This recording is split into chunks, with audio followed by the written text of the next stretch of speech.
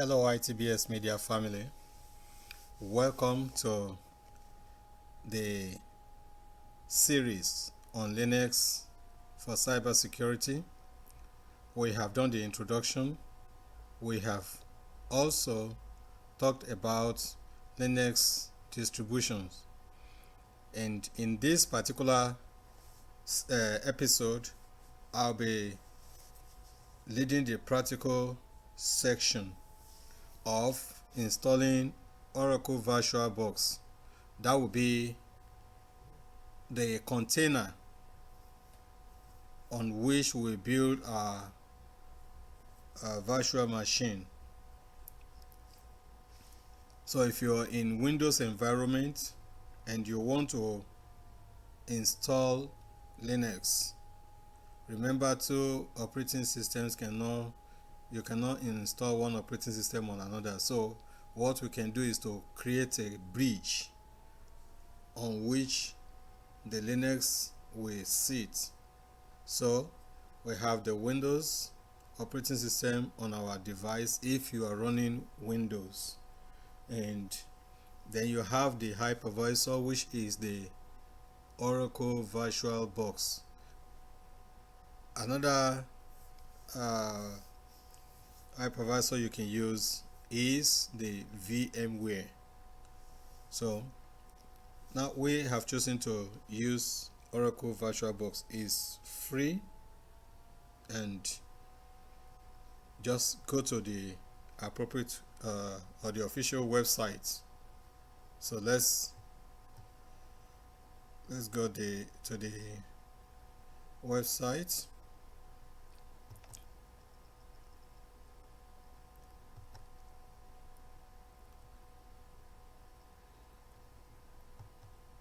All right, this is the official website and is www.virtualbox.org/wiki wiki/downloads. So once you get to this page, if you are using Windows, you select Windows in the left box here under VirtualBox platform packages. So you select the appropriate operating system that is on your device. It's been customized for the various operating systems that are available here. Okay, so once you do that, click on it. It will download to your computer.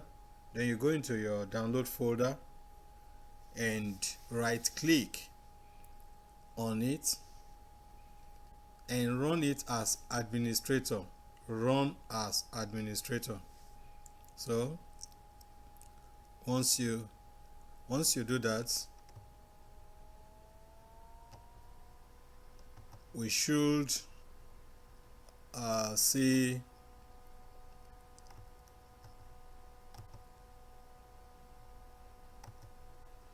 see something like this. Once you click run as administrator, this will be the first page. You say welcome to Oracle VirtualBox 7.1.10 setup. If you download it now. So this is the latest version. And once you click on next, so you see the end user license agreement. By default, it comes with I do not accept the terms in the license agreement. So you change it and click on I accept. So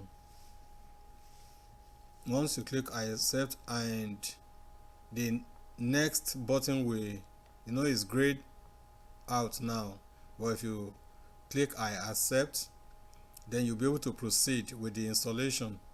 So you click on next.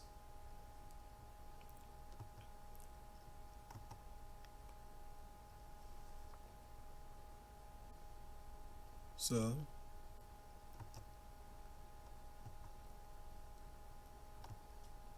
let's move on. once you accept and you get to the next phase, we now go to, if you show you this page, that's the custom setup. And with the custom setup,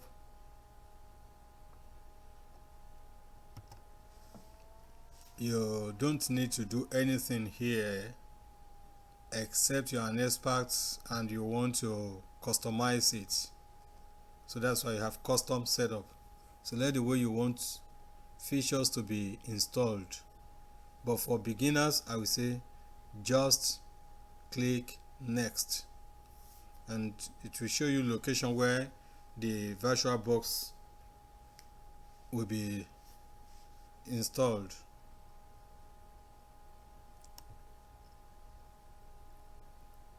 Okay, so once you click next, you should receive a warning. It will say warning, network interface. Installing the Oracle VirtualBox 7.1 networking features will reset your network connection and temporarily disconnect you from the network. And that is because the VirtualBox itself will be able to connect to the internet. It's because it's a bridge, so it must have a network protocol with which it will be able to communicate with the host. And when you start creating virtual machine inside the VirtualBox, it should be able to connect your virtual machine to the host, and from there it can then route the traffic to the public internet. Alright, so once you receive this, click yes, just accept it, and the next thing is it will show you dependencies. Here also just say yes. Install the Oracle VirtualBox 7. Python bindings requires the Python core package and the Windows 32 web binding to be installed first. So say yes. If you don't say yes, if you say no, then that means you want to install it manually, but just go ahead and accept it. So from there, it will show you the features that will be installed. Say just accept, because that's how it will come by default. There's no need to change it. And once you have accepted that, you click next. It is ready now to install. So you click on install and it will install. You wait for it to complete the installation, and this will be the last phase before it brings up your Oracle VirtualBox for you. And now once you click finish, you will see this.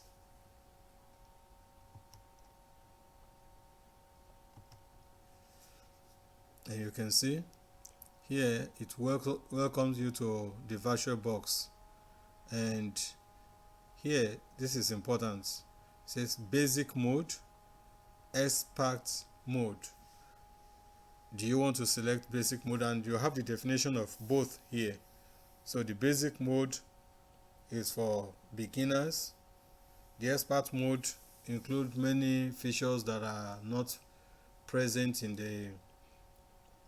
the basic mode, but it is strongly advisable for beginners to select basic.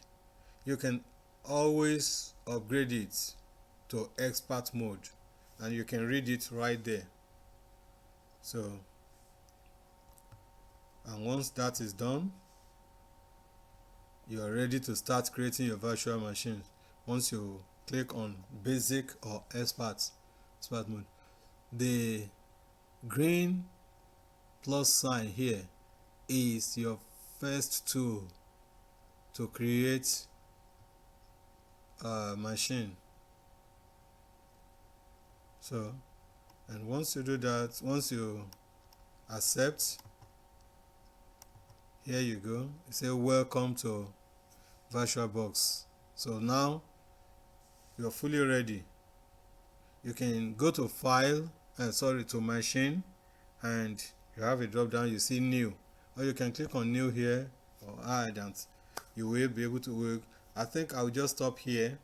Then in our next video we will install our first virtual machine. So your virtual machine is actually a new computer that you are building. So this Oracle VirtualBox is like the hardware, though it is a software, but it's acting like the hardware that sits on your computer. On that hardware you build your machine, the virtual machine. So it's called an hypervisor. So it serves as a bridge between your physical device and the new software computer you are building. So that is how far we go in this third lesson on Linux for cybersecurity professionals. And don't forget, this series is for those who are planning a career change into either information technology or into cybersecurity. Also, for those who have been in there and need to brush up on what they know about Linux, or those who actually are using Linux and need more detail into maximizing the resources that Linux provide for either running normal computer or for cybersecurity purpose. So I'll see you in the next video. Remember to like the video, put your comments or question in the comments section. Remember to share the video, like, subscribe if you have not. Thank you.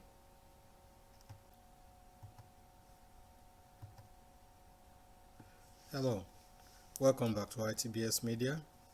Let's do a quick tour of our newly installed virtual machine. So this is VirtualBox, the VirtualBox manager that we have installed, Oracle VirtualBox manager that we have installed. So here you see the plus sign, and you can use shortcut and go through Control A. This is add. That is if you already have VirtualBox installed on your device and you want to bring it up here. Maybe you have older version of VirtualBox and you have now upgraded to a new one, and you saved or you backed up the virtual machine you installed on the VirtualBox. Then you can use this button to add this, or you can use import. You can import it. This export is for you to back up the appliances, the virtual machines that you create. We have not created any one now, So, and this is new. You want to create a new one. This new button is here. You can also come over here. Let me cancel this. You can also come over here and click on this and you see new, and you see add also here, so you can use that. And here in the file section you have preference. Let's go to a preference, then we'll come back to tools. You have the tools here. So in preference, this is stable release. That's what you have there. If you want your VirtualBox to always check for updates, you check this. If you want all new release, and you can see all new releases and pre-releases, you want to be notified, you have it right there. That's for the updates. Then you have language default. The default is English here. So if you want to change it, you can change it here. This is how you can change the language for the VirtualBox. You can see, so you can change it right here.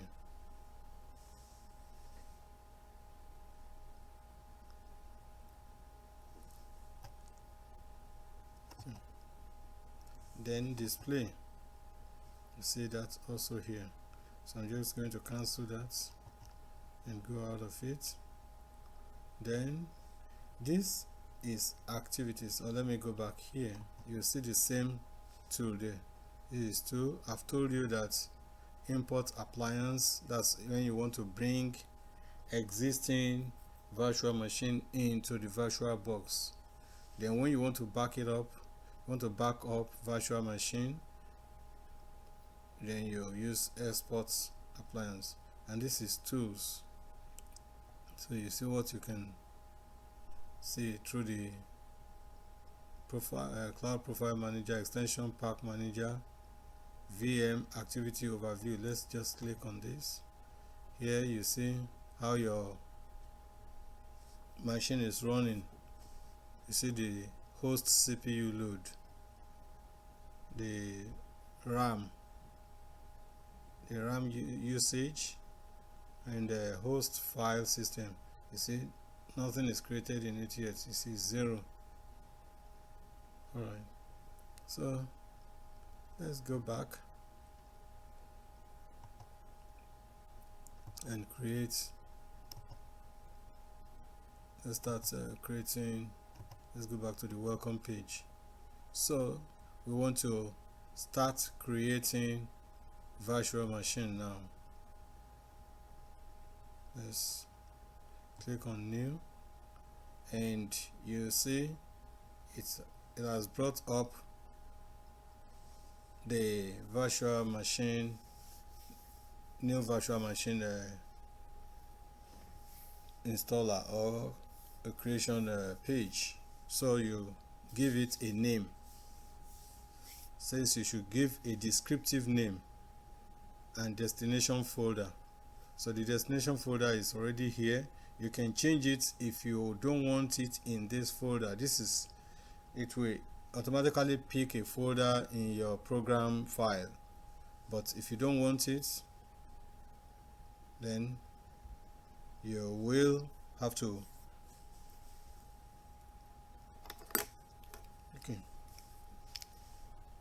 so here we go. There is something that we need to do, and we do it quick. That is, let's give this a name. Let's call it Linux demo. So I don't have a ISO file here that I can put here now. So what I will do is I will go back. Let me go back to, let me go and install, download. Let me go back and download. Let's download Ubuntu.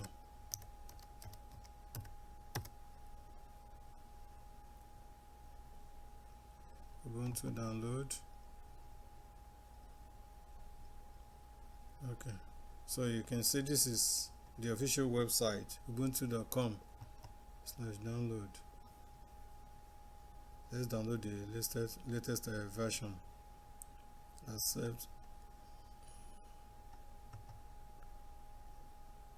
I always like to do essential alone. Okay. Save preference. Alright. So here we have the Ubuntu 24.04.2 LTS. LTS means long-term support, the latest LTS version. So if you can see, let's see, which says that for desktop PC and laptops, LTS stands for long-term support, which means 5 years of free security and maintenance update, extended up to 12 years. So with this, I will go for this, and let's look at another version. Here we have Ubuntu 25.0, and it says the latest version of Ubuntu operating system for desktop PC. Ubuntu 25.04 comes with 9 months of security and maintenance update until January 2026. So this is the latest one, but I guess the reason why this is not LTS is because this will still be undergoing some upgrade, some patching to make it more stable. So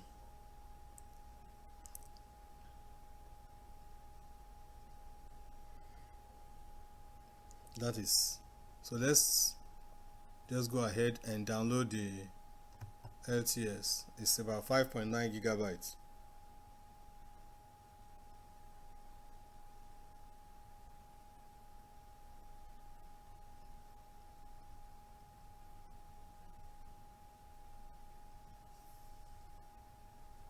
So it will ask you whether you want to use it for work, education, personal use. Let me just select personal use. If you're using it for education, do that. Then you say,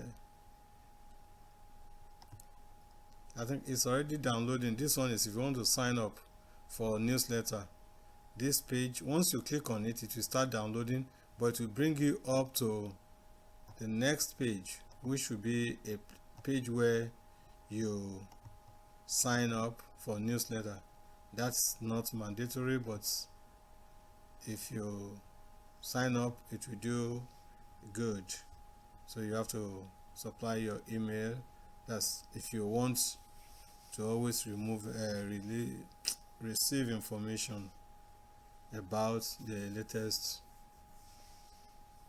video. I said it.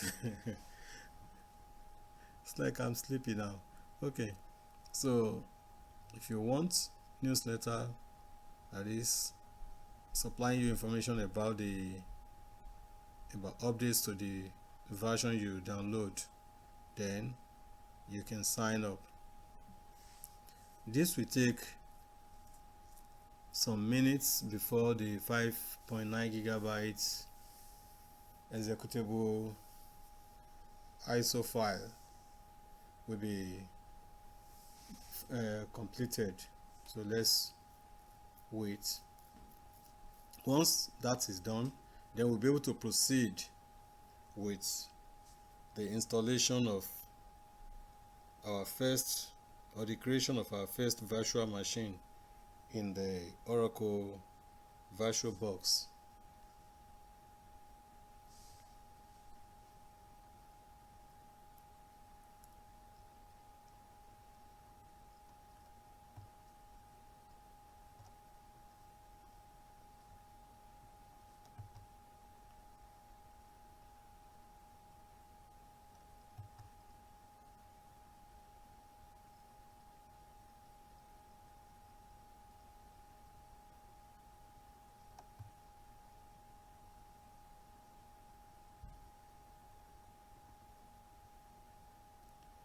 So you see here, download white paper if you want to, and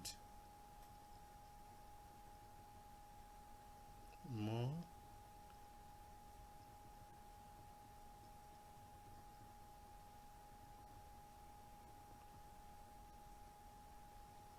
These are some of the things they have.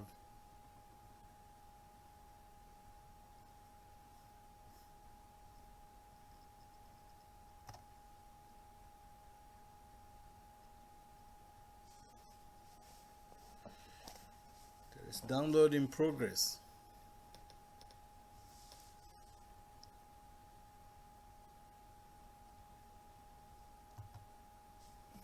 Alright, we've called this one, and you see that automatically it will bring Linux, say subtype, select the operating system, subtype that you plan to install. So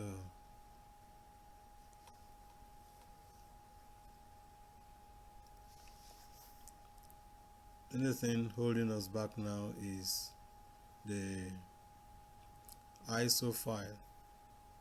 ISO file is the executable file, the bootable file for installing Ubuntu and other Linux distributions. So for you to install them, you'll need the ISO file.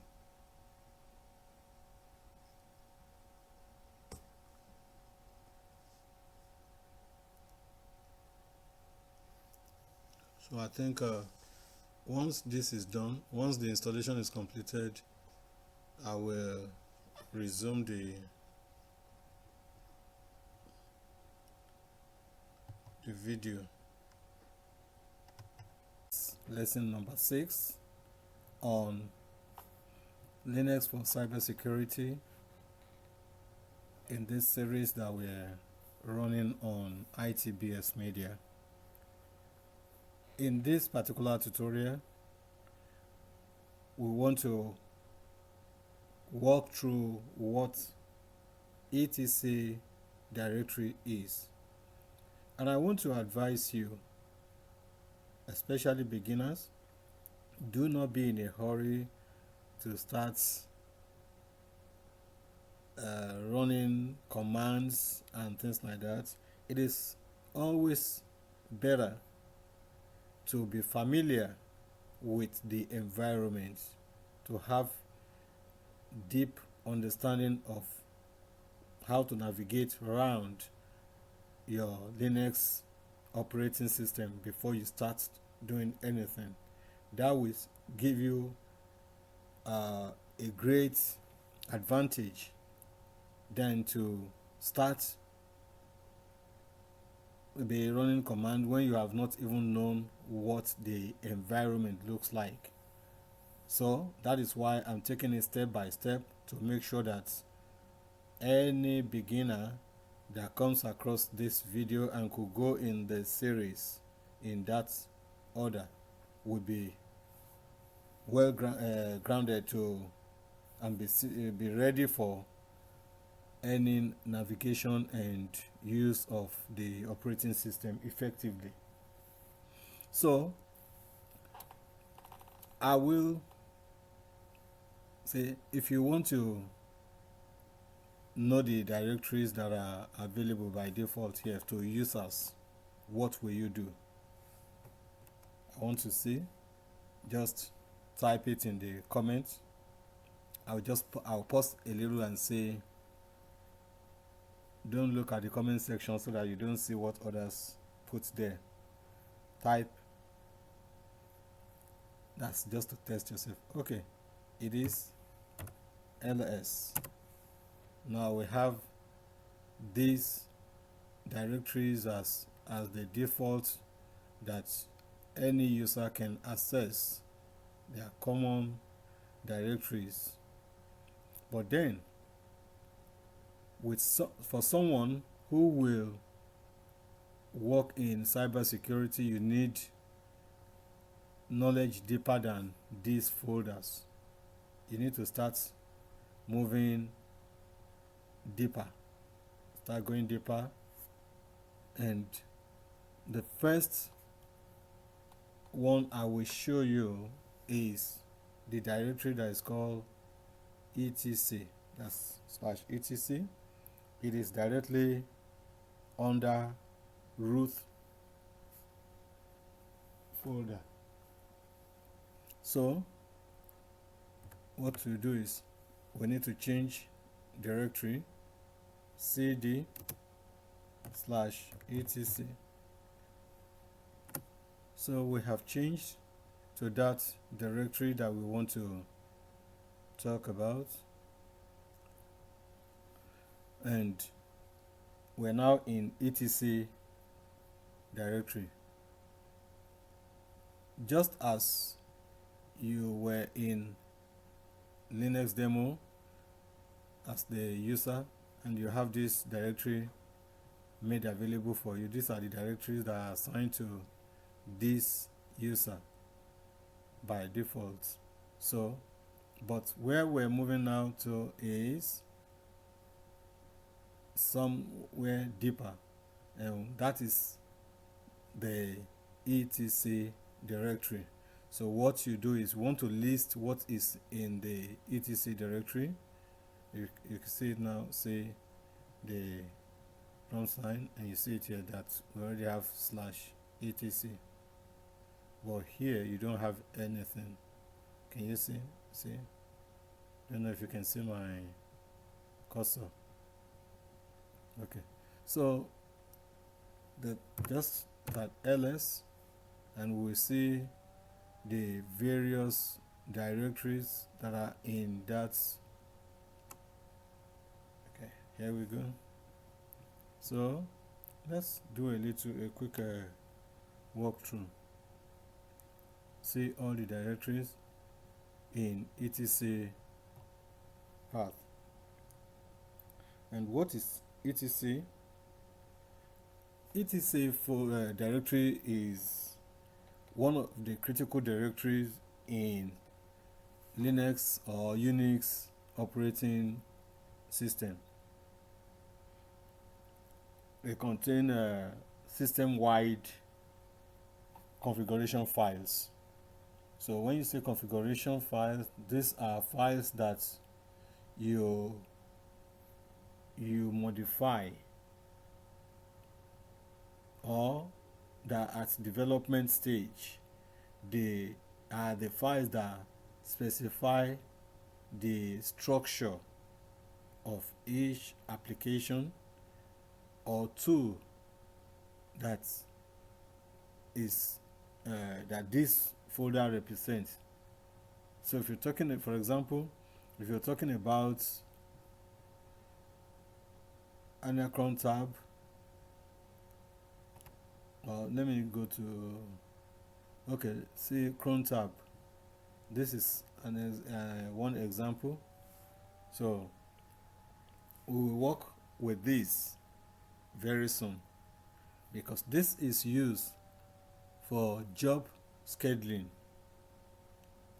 There are 3 different types of this cron tab. One is for users, one runs system-wide operations, while the third one is specific purpose use. So we'll look at each of them and we try to schedule a job along the line. So when you say configuration file, this is where you configure or specify. When you say configure, it means specify the detail about a particular tool. You decide the details about the tool or about an application or software, any software. So that we use the term configuration. Okay, so here let's look. You see we have majorly 2 colors here, or I think we have 3, but majorly 2, blue and white. We have blue, we have white. The white color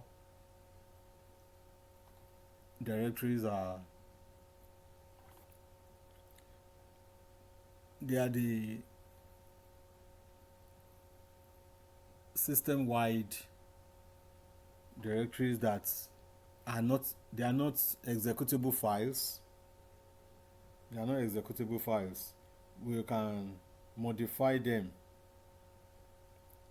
Actually, you can modify them to do a particular job and specify what you want them to do, what time, and how you want them to run. So that is what they are. But the blue ones, they may not be easily available. They may not be available for users to tweak like that, like the white ones. So like I said, the white ones they are not directories per se. They are not executable, and they are not special files, but they are the file they are the files that you can actually change, modify, and run. When you run the command in them, it will fire up and do what exactly you want it to do. That's about that. But the blue ones are directories, and you know, in a directory you can open the directory and put some scripts in them. So here you see host.allow, host.deny. So this suggests what to you? It suggests issue of permission, security, who is allowed and who is not allowed, or what resource is permitted, and which one is not accessible based on the level of authorization. So it depends on the authorization of a particular user to determine what application that user will have access to, and what application that the user will not have access to, or what resources will be available to the user and what resources the user is denied of. So let's walk down. You see Python 3, because we need to run Python 3. PPP, profile protocols, many resources here that you will use in the course of this. Sensor3.conf, that's configuration. You see, when it says conf, that's a configuration. It obviously tells you it's a configuration file. Login devs. You see SSH, SNMP, speech dispatcher, cops, dhcpcd.conf. That's where you configure it. And this is system control configuration. Time zone is where you modify time zone. And this network is where you modify the network. And you see password and others here, group. So that is just what etc directory holds, and from depending on the Linux distribution, this the colors used may be different, and these are some of the things that makes the distro what they are, the way they represent their resources, the way users access the resources, and the number of resources that each distribution hosts. These are the key variables that set them apart. See OpenVPN, OS release, package kit. So we have a lot here. You might see one of the something that you are be familiar with here, apt. This is used in installation. It's a tool that helps in installation. So we just stop it here. What is our working directory? That is the directory you're working in right now. You're working the directory environment you are on right now. Then we have equally looked at the etc directory, where most configuration files are located. So we will start again with listing the directory. If you see where I am now, I'm in etc directory. So I will return. I just type cd.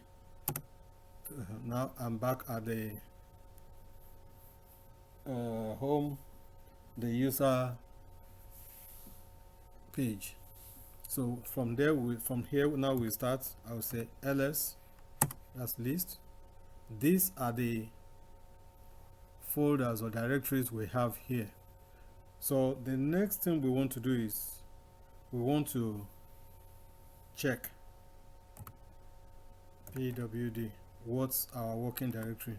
So you can see the path home. We're in the home directory, Linux demo. That's the home directory. In this home directory, we're going to create a folder. I will name it project. So if you're in your Ubuntu, you can also work along and create things. We're going to break down, and that's how we learn. We create, we break it down, we build again, we break it down, and before you know it, you get familiar and also used to the commands. So to create a new directory, you use the command make directory, which is mkdir. Then what you want to name the new directory. Remember, we are in home directory now. So when this is our roots directory, home. So let's make it projects.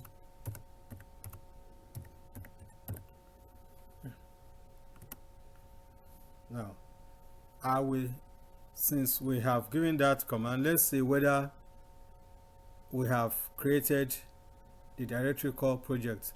Now look at what we have here before we check. We have desktop, documents, downloads, music, pictures, public, snap, templates, and videos.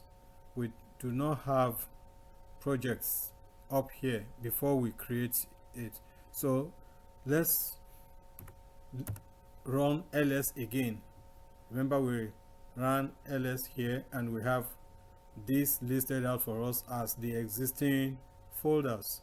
So let's do it now. Okay, so now let's look at it. We have desktop, we have documents, we have downloads, music, pictures, and you can see projects before public projects. So you can see it right here. So we've made a new directory, and I will create another one, also project, but I'll make it plural now, projects. So we will now remove one of the two. That's to show you how to remove a folder. If you don't want a folder again, you want to delete it, we'll demonstrate that. But before we do that, we'll create another directory. So that's make dir projects,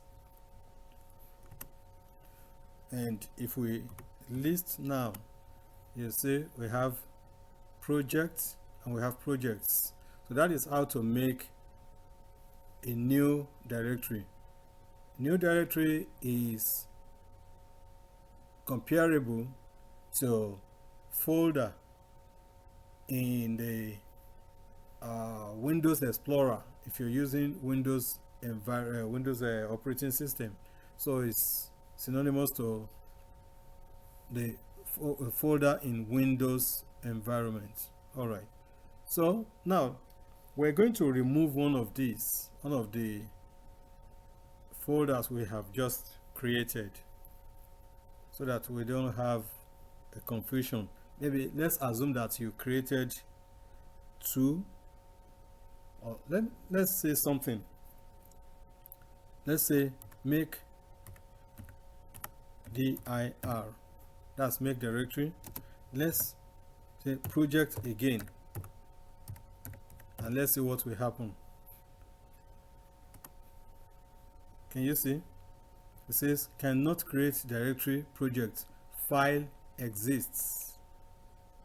That tells you that two directories with the same name cannot exist in the same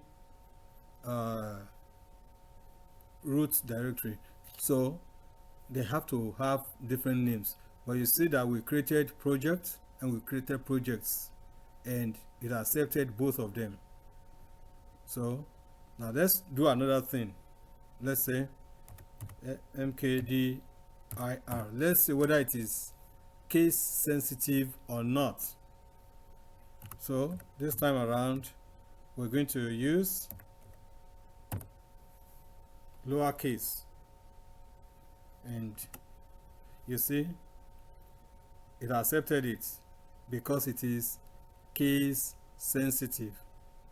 If it is not case sensitive, it will not accept it because it's still the same, but because it recognizes cap and lowercase differently, that is why it accepted it.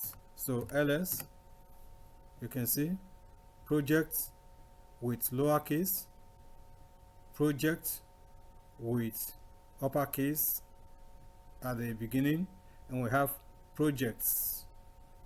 Okay, so this time around we are going to remove project with lowercase. Let's remove project. We have been able to establish that Linux is case sensitive when it comes to, especially at least this distribution that we're using, Ubuntu, you know, it is case sensitive. So how do you remove a directory? What you do is, okay, let me do this. Remove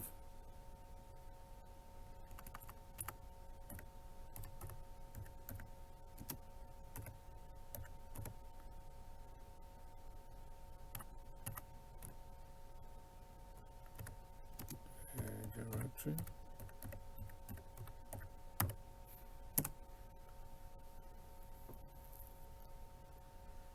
what does that tells you? It did not run anything, because even if, let's say, ls, you still have the same thing there, because of the hash sign there. That is a kind of notation. It tells Linux that is not a program to run. It's just for notification. You just write it there. So let's now move on to removing the folder project with lowercase. This particular one, we want to remove it. So all you do is rm. Rm stands for remove. Rm stands for remove. So you say project, see right here, lowercase. Cannot remove projects. It's a directory.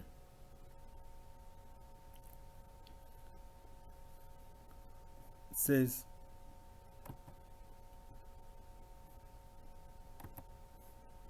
one sec. Okay, so let's look at this. It says rm, you cannot remove project. It's a directory. There is a way to remove it. You put r, then the name of the directory. We are removing project with, then you put this because it's a directory. Okay, now let's go back and list. Look at the command now. Rm -r project, that's the name of the directory we want to remove, then /. Let's do ls again and see whether we still have the folder or the directory with project as last lowercase in it. Say it's gone. Picture projects. There is no more lowercase project. This one, there's no more project here. So far we have looked at how to list, how to change directory, that is cd. You use cd. How to know what's your home directory, that's pwd, and how to make a directory. You say mkdir, make directory. And how to remove a directory is rm -r, then the name of the directory. So let's create a file. Let's create a file.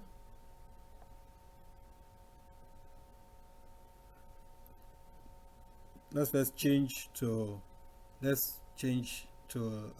projects directory, cd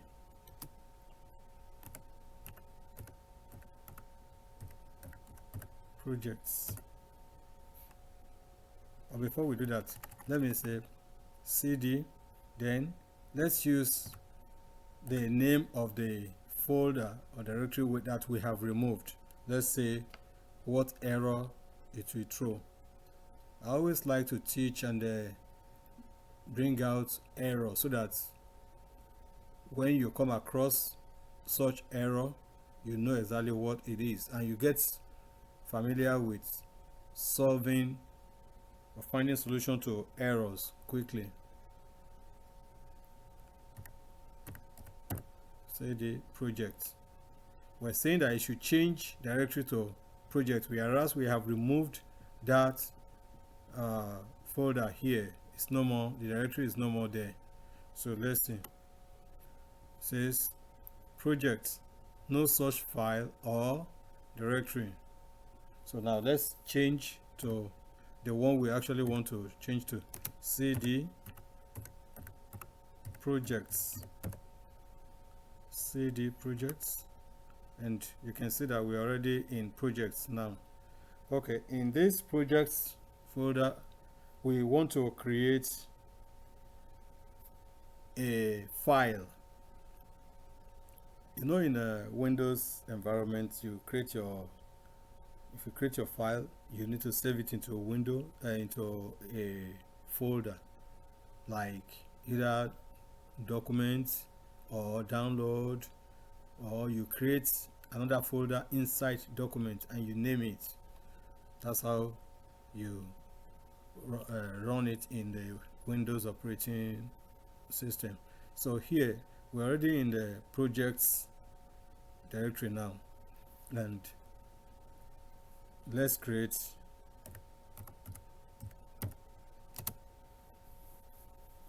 as touch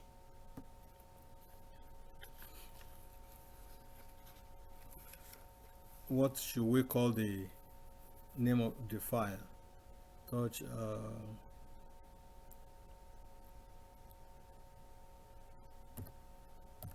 tutorial.txt. You need to include the extension. So if we go into this, let's go to desktop. Let's first look at this. Let's list what's in there. You can see the tutorial.txt file that we created is already in projects directory now. So let's go to projects. No, project. We have used projects, so let's go to project. Let's change directory. To change directory to project, you have to go back to the root folder before you move there, because let's demonstrate. CD, it will tell us that there's no file or folder like that, because this project is not inside this one. So, and we are right on this now. So if we ask for this, this is outside of this particular folder. So this one is outside of it. It's a directory like this one. So if we ask to change to this, let's see what will happen. CD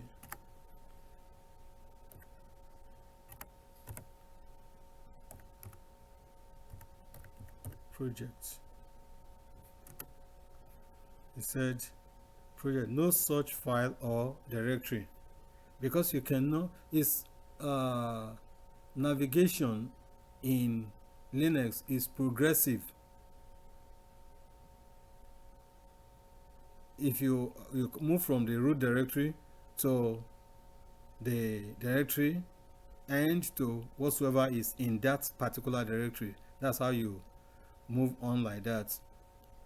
So for us to go to project, not projects now, you know, we are in projects now. So what you do is you revert back, CD, you go back to this one, to the home directory, and from home directory you navigate to project, because they are on the same level. So you have to go back to the home directory to be able to access any of them, any of these desktop documents, because they're on the same level. Okay, so now that we're there now, let's say CD project.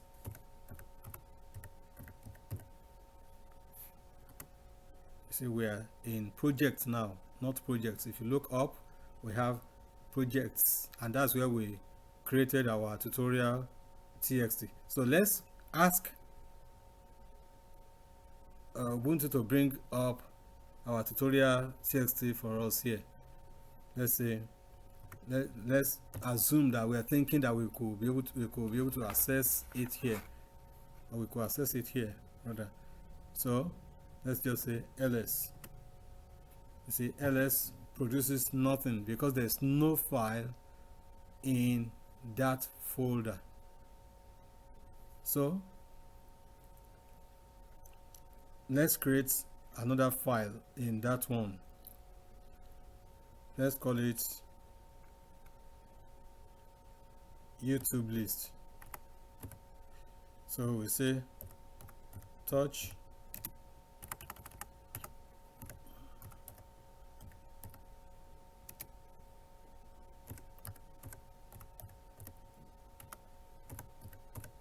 YouTube list dot txt.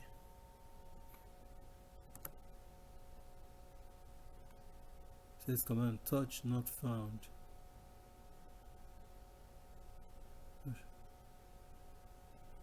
Not found. Did you mean? Oh, I made mistake. I use, see, it is case sensitive because I've forgotten I use cap. It is good. That's another thing for you to know. So I was wondering what the problem was. Touch YouTube list .txt. We should not have any problem now. See, it's created. So ls, we have our list there now. Okay, so one thing we want to do now is we want to move the YouTube list from project to projects. Is this sounding confusing? No, we are in the project singular now, and where we created the tutorial.txt is projects plural. So we want to move the YouTube list.txt that we created in the project singular to where we have the tutorial.txt, so that we have both of them in the same place. That's what we want to do now. So we have to use move. That's mv.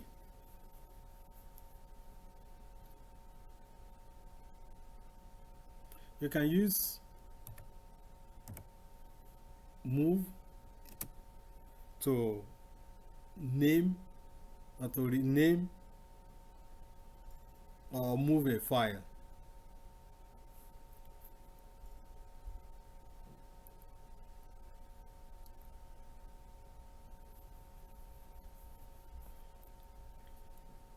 One sec.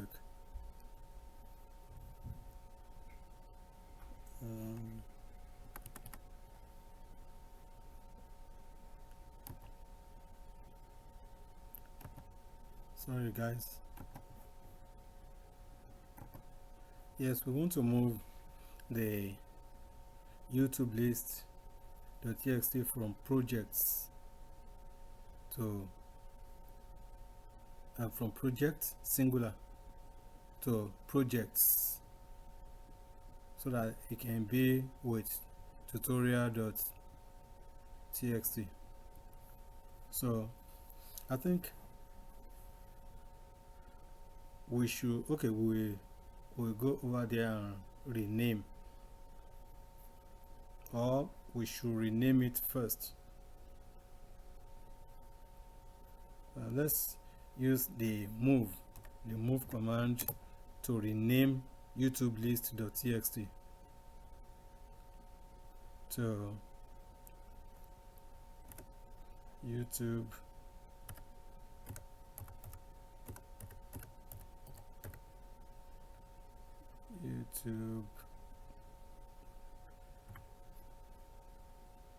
list. Let's call it YouTube long list. We want to change it from YouTube list to YouTube long list.txt. Okay. .txt. So what new name? Oh, sorry, this should be our new name. So this is what we want to change it to.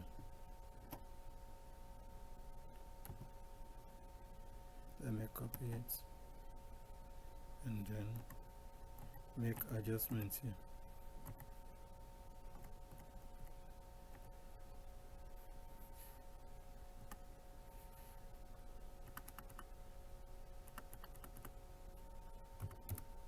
All right, so we're back at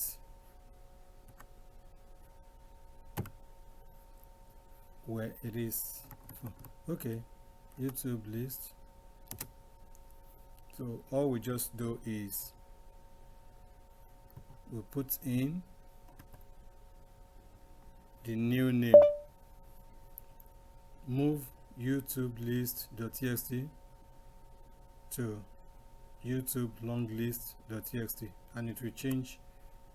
It cannot start YouTube list, no such file or directory. Where am I right now? Let me see. Oh, I made mistake, no T here. We have to be careful of our spelling. YouTube list, T is missing there, that's why. .txt, T missing here again. What's wrong with T? So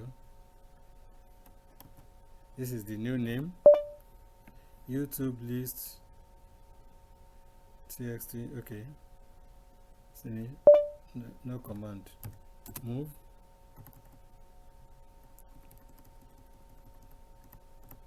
All right, now we have a new name, let's say ls. So up here we have YouTube list.txt, but now we have changed it to YouTube long list.txt. Now we want to move it from this folder to projects. I want to move from project to projects, this same folder. Remember, we have tutorial.txt inside this, so we want both of them to be in the same folder. So what do? The same command, mv, but then this time around you have this and slash. What is the path that we have now? What is in what folder? Projects is in project. Okay,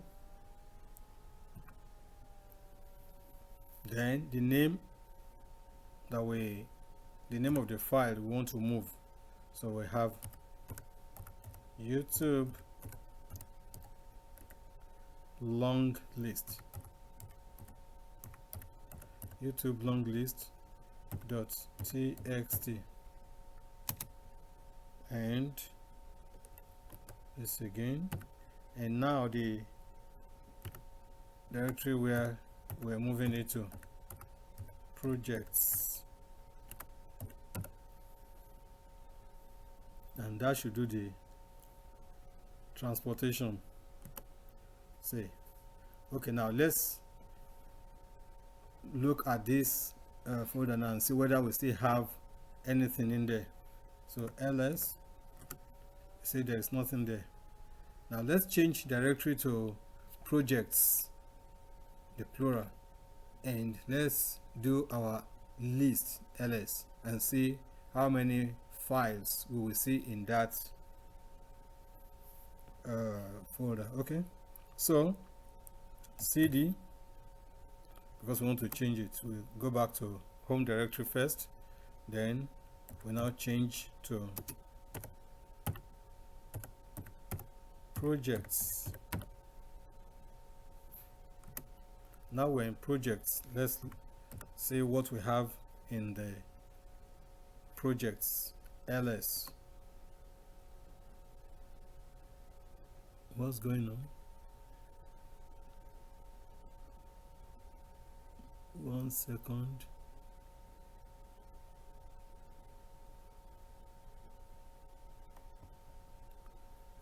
All right, let me see.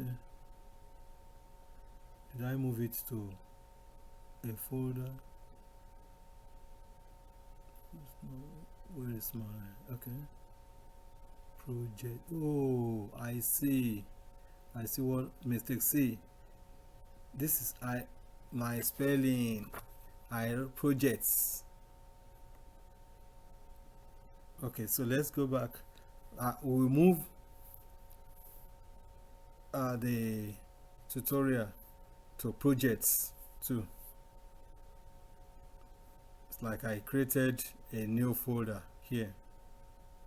So let me change back. CD, and let's do ls.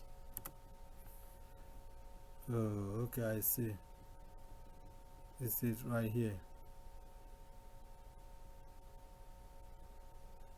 It created a file there. So let me say cd. You see what will happen here, because you can see it's in white and not blue. Projects. Say no, what? No, not a directory. So I'm going to change it back to, okay, mv projects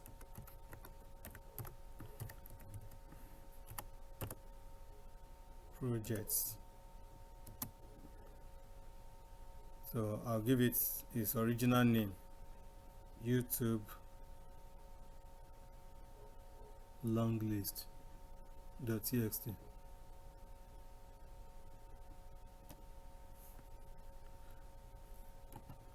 Copy.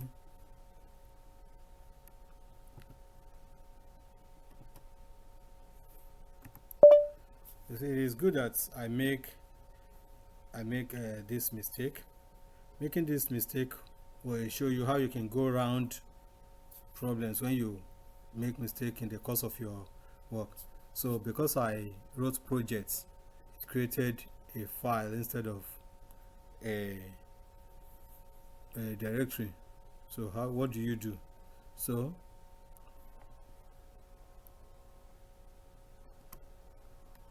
now let's list ls.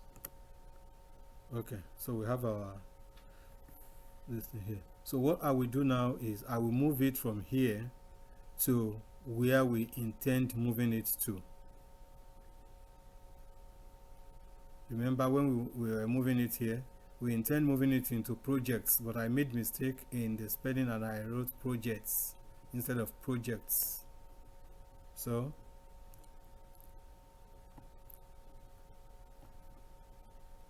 well, I cannot do that because it's not the same directory I am in now. I wanted to just copy. Okay. So where are we now?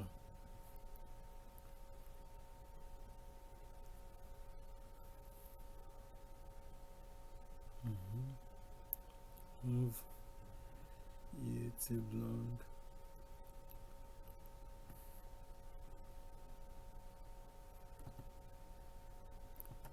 Paste txt. Hopefully it will go now.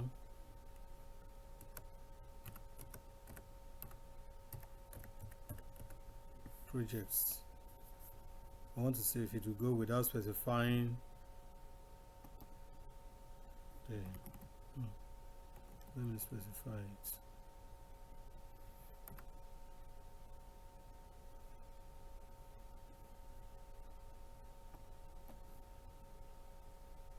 Let me do something. Let me copy this out. I want to copy this out. Let me get my appropriate working directory. Copy.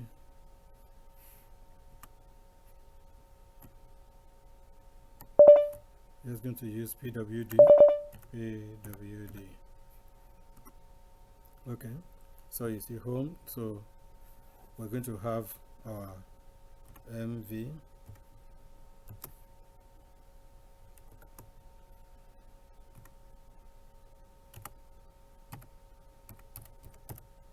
Linux demo slash VirtualBox.txt.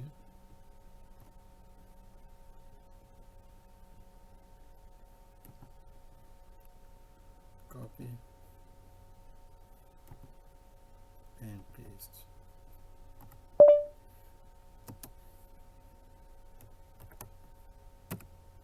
Then projects. All right, so cannot that okay. So,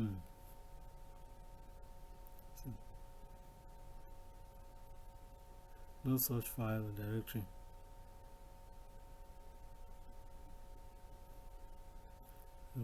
Oh, okay.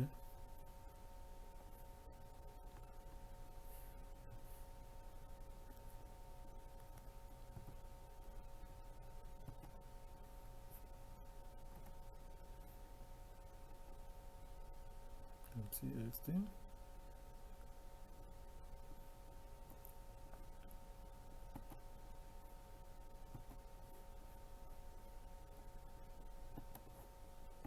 Let me test it now. Move YouTube long.txt to projects.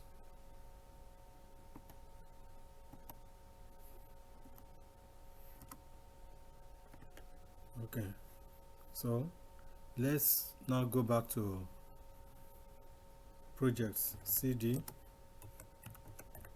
projects.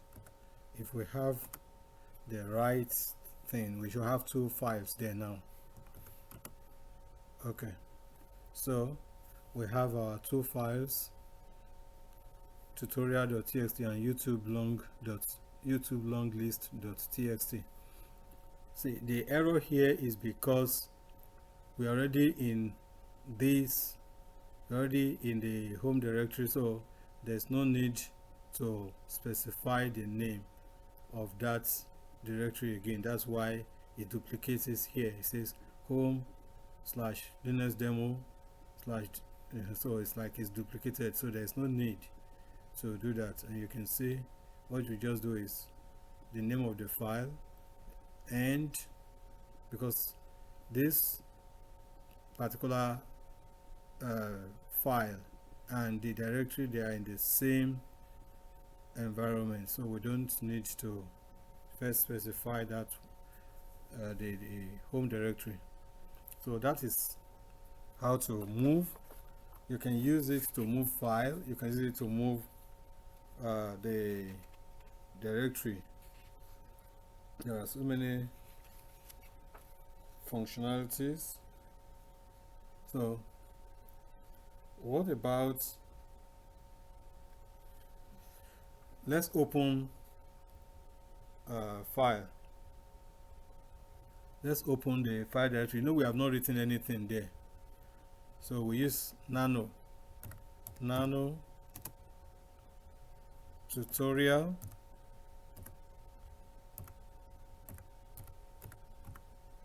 .txt. If we are in another directory where the folder is not available, it will tell us there is no such file or directory. But since we are in the right path, let's see what will happen. See, so here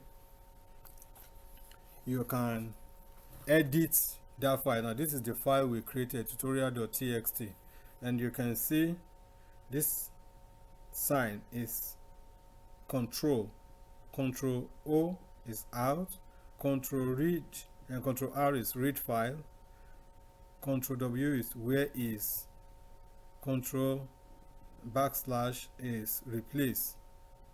And if you want to cut, you highlight something you want to cut it, that is Control K. Control U, that's to paste. You know, in like in Word, Microsoft Word, you have Control V to paste. Here you use Control U to paste. And when you say others like this, and if you want to go to another line, when you are typing or writing into the file, you use the /. It will drop it to the next line. And if you want to go out, Control X, and that takes you out of it. So let's say thank you for watching this tutorial.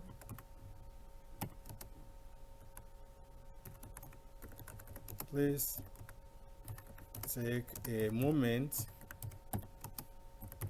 to like the video, subscribe, and share the video to those who may benefit from the knowledge we share.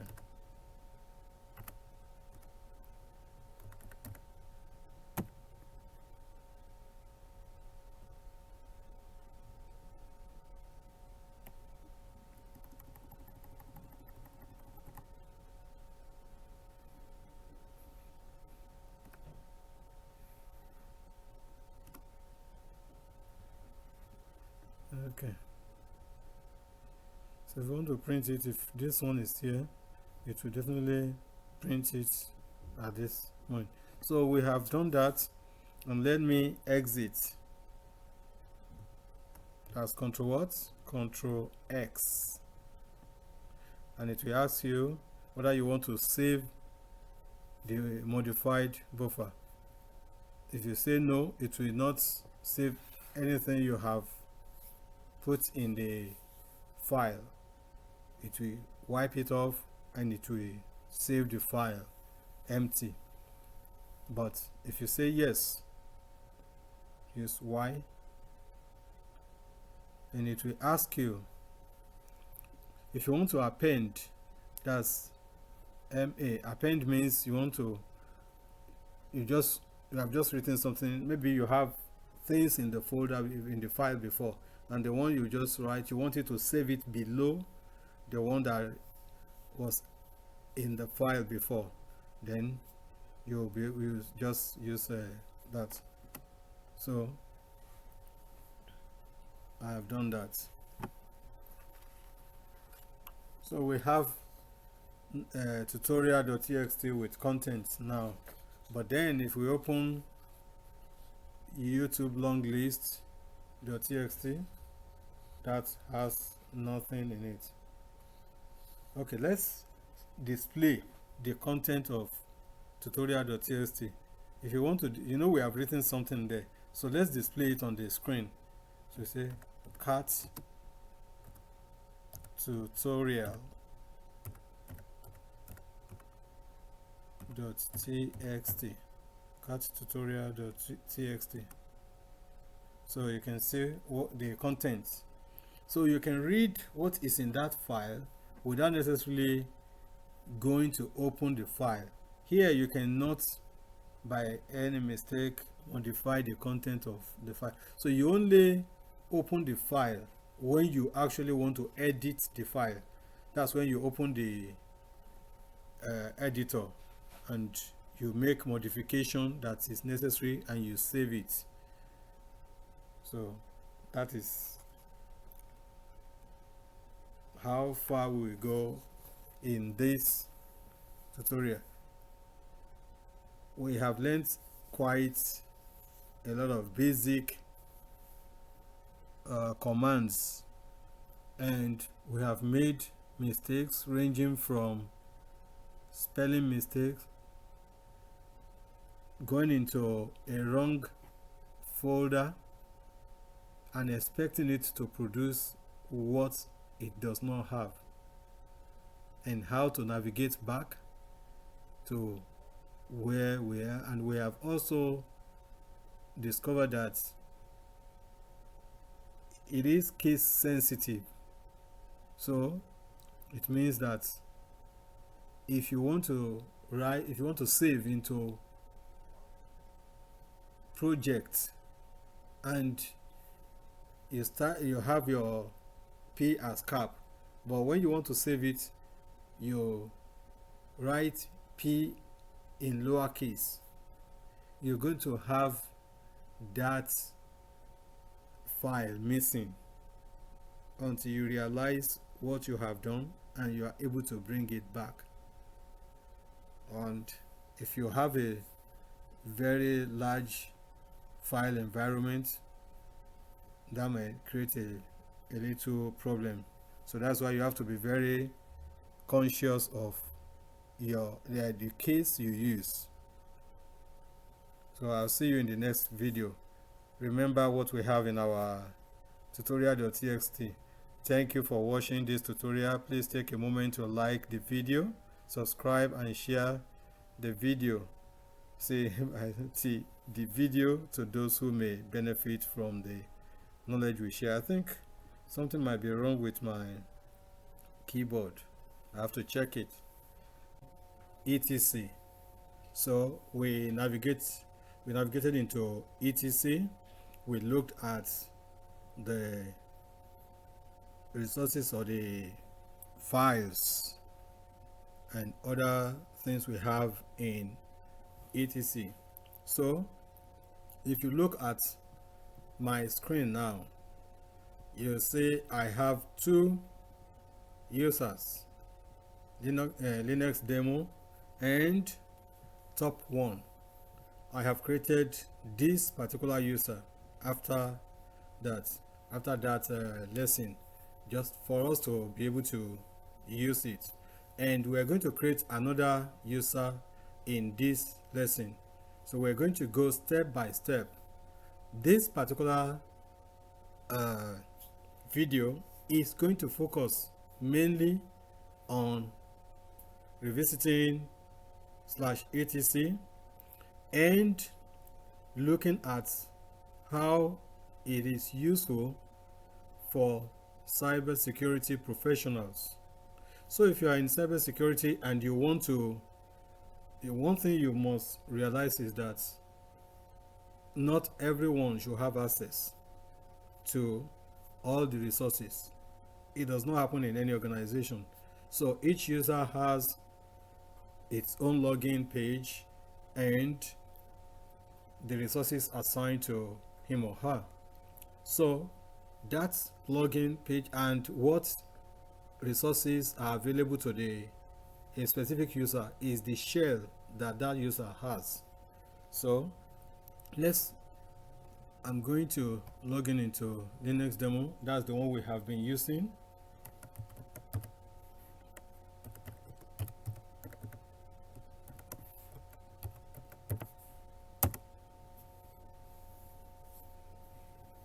And what we do today is to look through and create a group. I will explain the reason why we need to create group, why you as security professionals should learn how to create group in Linux, and we create user and see and explain some other things about the user. So I said it that you can bring up your terminal using Ctrl Alt T. So just press Ctrl Alt then T, and you can see now. So here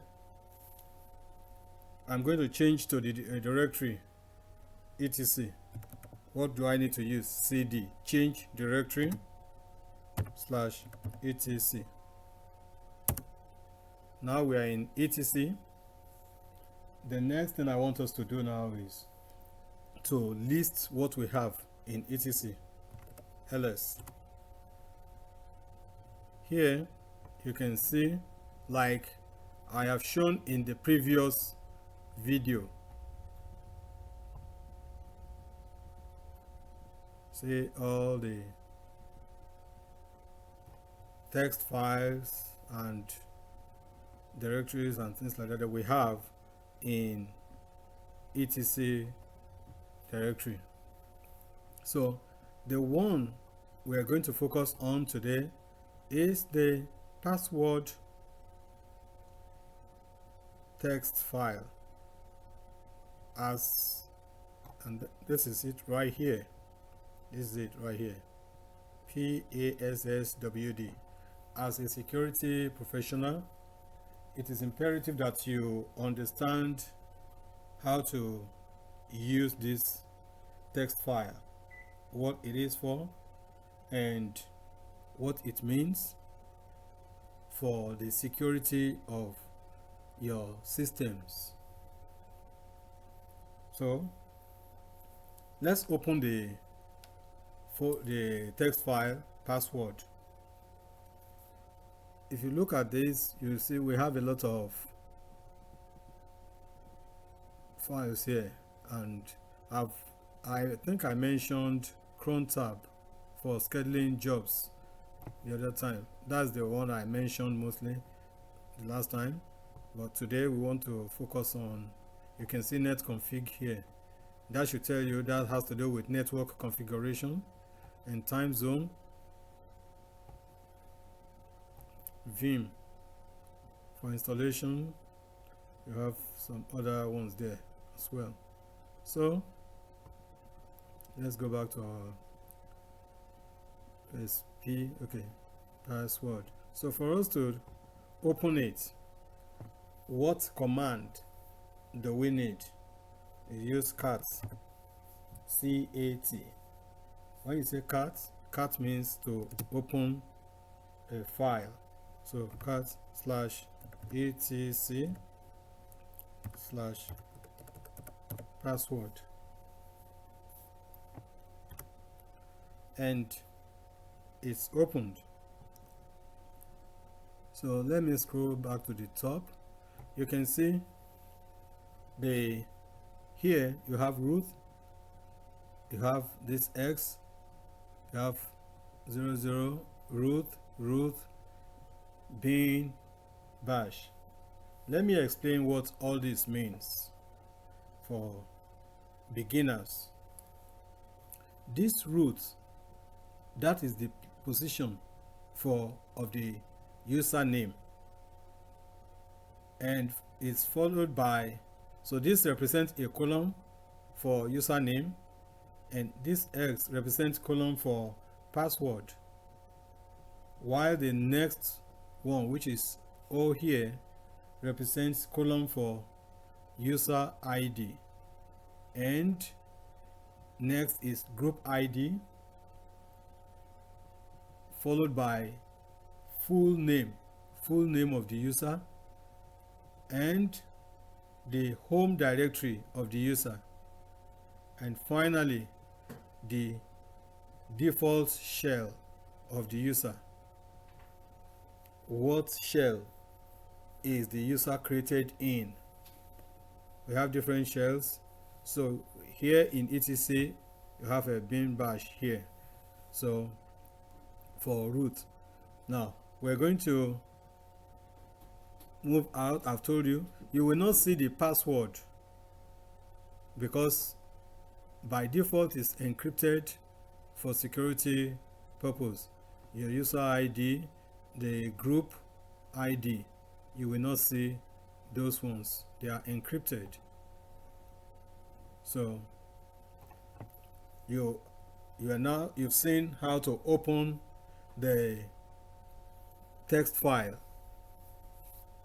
/etc/password. So as a security professional, you want to ensure that each user that has access to your system have access only to the resources that they need, right?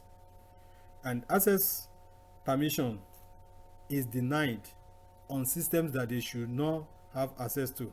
And that is exactly why you are a security or cybersecurity person in the house. So if you are in charge of access control and you operate within Linux environment, you must know how to edit this file. So this concept or principle is what is referred to as access control, and you're talking of granting access based on need-based access, need-based access control in cybersecurity. So, and the easiest way to do this efficiently is actually to create groups and assign resources to the group. You have thousands of employees that need to access different resources. So you cannot take it one by one. Maybe you have 100,000 employees. You cannot begin to say, John, we have 4, 5, Mary, we have this resource, that resource. That will not be possible. So the only thing you can do that will make life easy and comfortable for you is to create groups. Assign resources to each group. What resources are available to this group, so that users that are assigned to this group can access those resources. Take for example, your group could be based on departments, could be based on role. It depends. So to add each user that needs those resources to the group, you also need to remove access from the users that do no longer need those access. If a user, for example, is transferred to another department, or a user has resigned from the organization, obviously you need to remove access. So you need to know how to create a user, how to create a group. And you create user maybe when a new employee joins the organization, or when a new role is assigned to an employee. So all this could trigger the need to create new role, a new user rather. So the first thing I want us to do is, right now, let's list the existing groups. What groups are available there? So let's say cat/etc/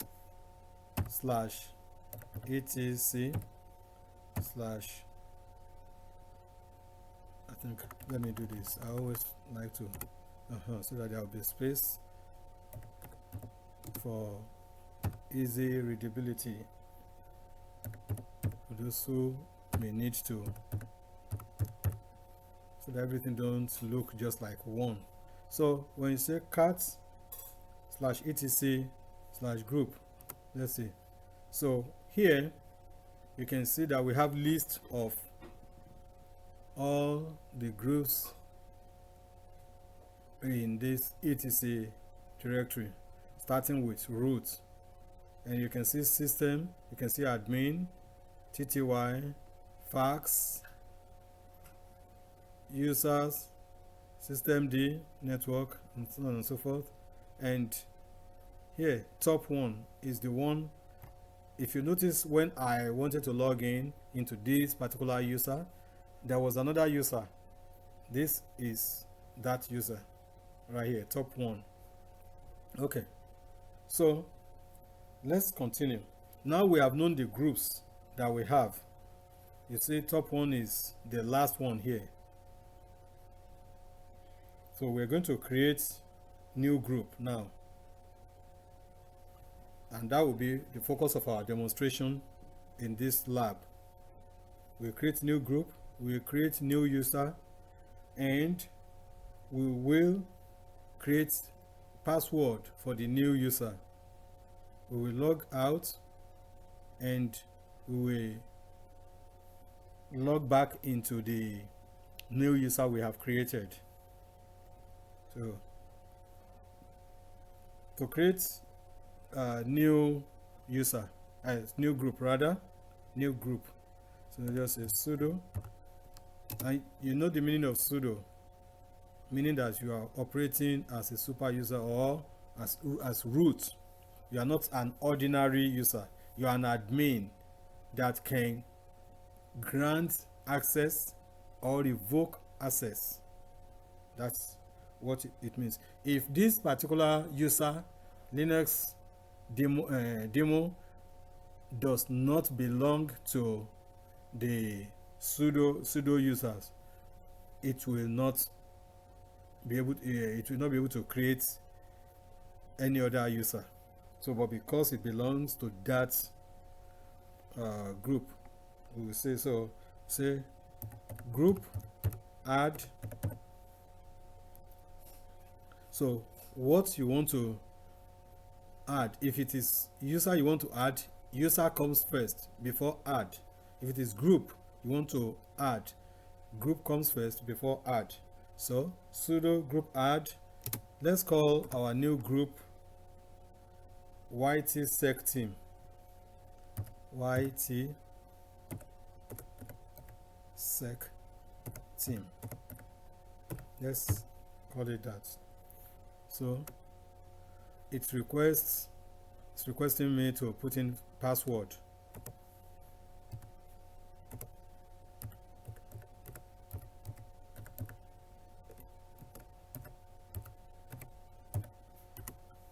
Okay, so we have created the group. Now let's check to whether we have this group created indeed. So let's do this. Let's say cat. Remember, that's the command we just ran update that gave us this group. So cat etc/group,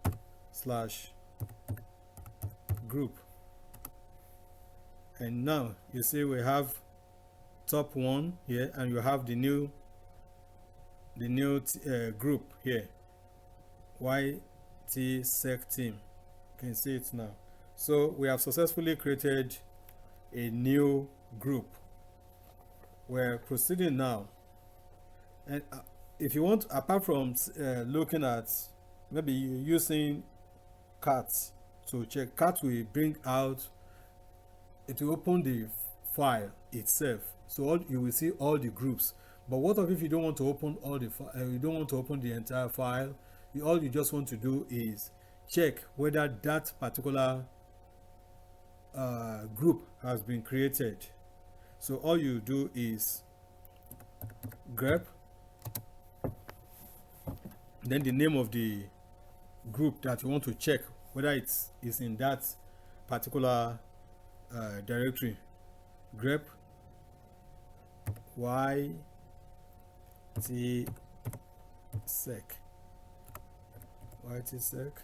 team space, then /etc/group. What you're saying in essence is that look through and find for me a group that is named YT-sec team. That is what grep does. It will look through, to run through, and if it finds that particular name, it will bring it out with the detail of that group.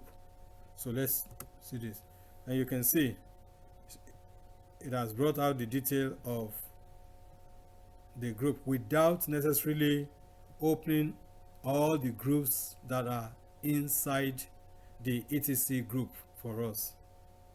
So this is more appropriate if you just want to check if the group exists, just that group, that's what you are interested in.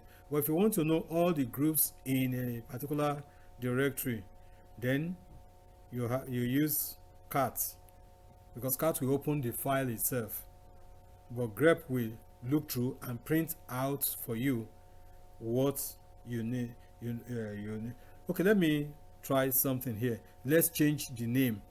Let's intentionally put a wrong name. Let's say grep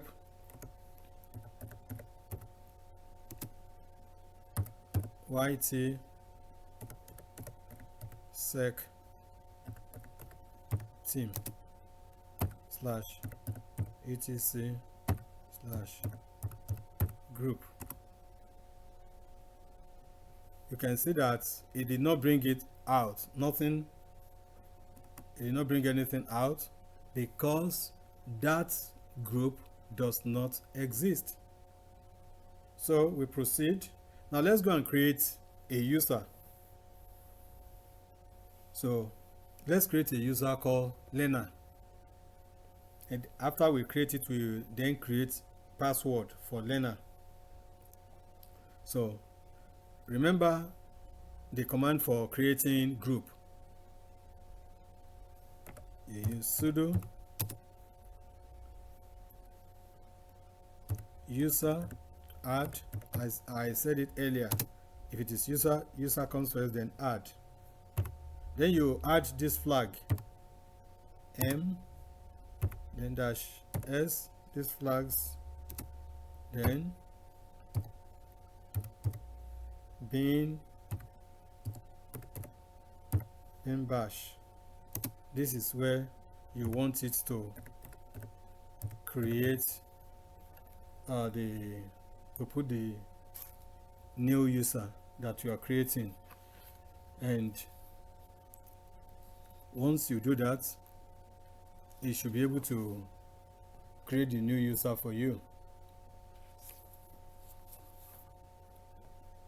So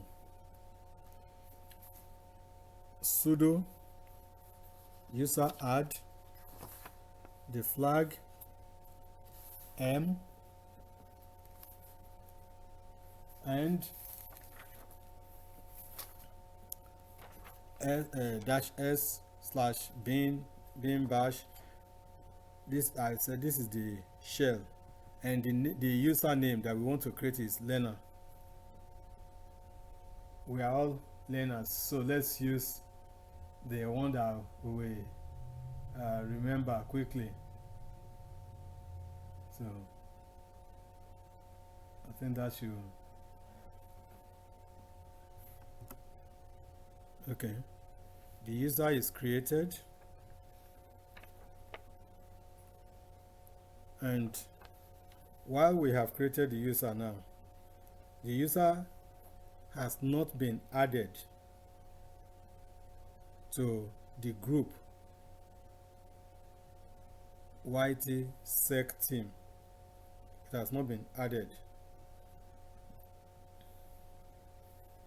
So to add it, give me 1 second. Okay, let's first check the new user. Let's say cat slash etc slash password to see whether it has, the new user has been created. You can see it here. Learner is created. Top one is already there, so we have created learner, and you can see the detail of learner. This is the password right here, and this is the space of password. This is the username, user ID. This is the group ID, and the home, and the name. Then you have the shell. Okay, so let's proceed. we now want to add user learner to the group YTSec team. So what you do is sudo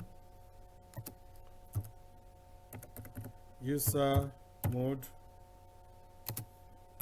Let's use the flag AG.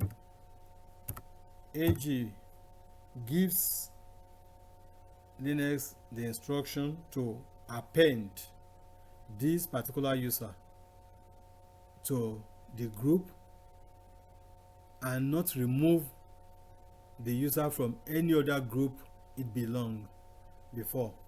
So assuming the user has been in 2 or 3 groups and you want to add the user to another group, you use this so that Linux will not assume that you want the new user to be removed from the previous groups and add the user to the new group.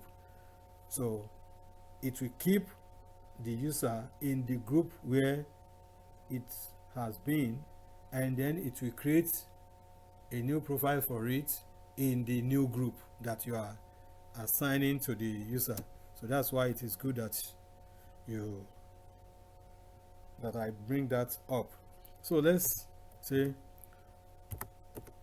YTSec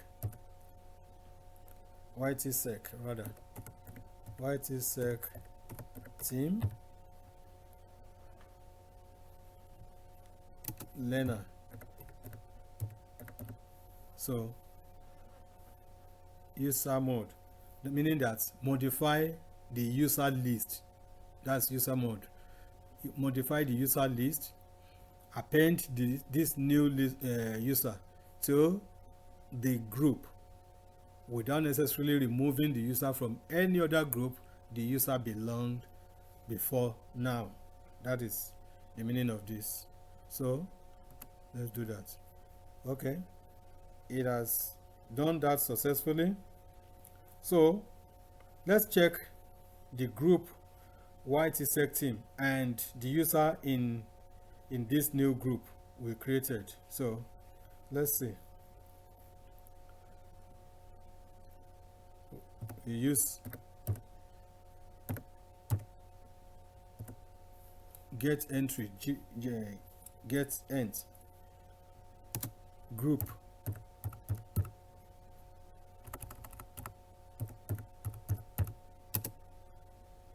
YTSec team,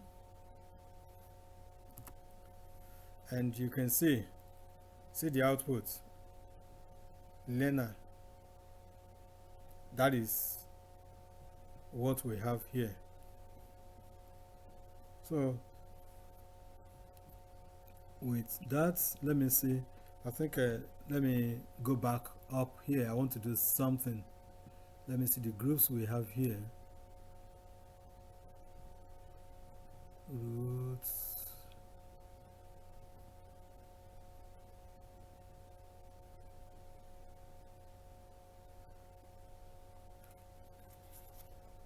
Okay, I want to add learner to top 1 as well. Let me add learner to top 1, the group top 1.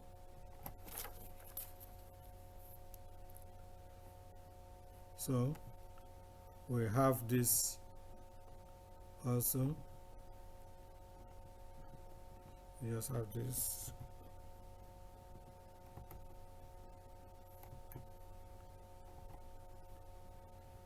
But then the group changes to top 1. Start the group. I want to be sure. Okay.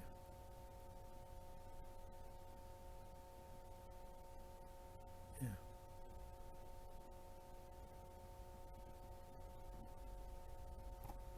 So let's do that.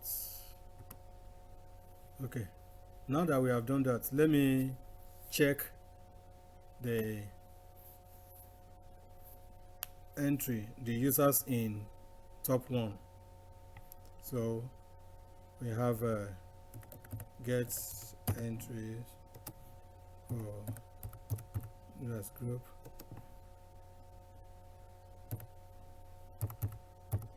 Top one. Okay, so we have learner added to top one, so it's in top one too now. Okay, so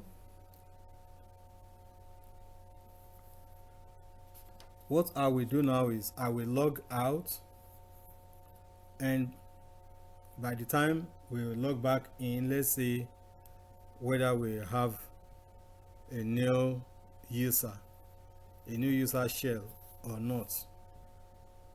So, and if you want to clear all this, what do you do?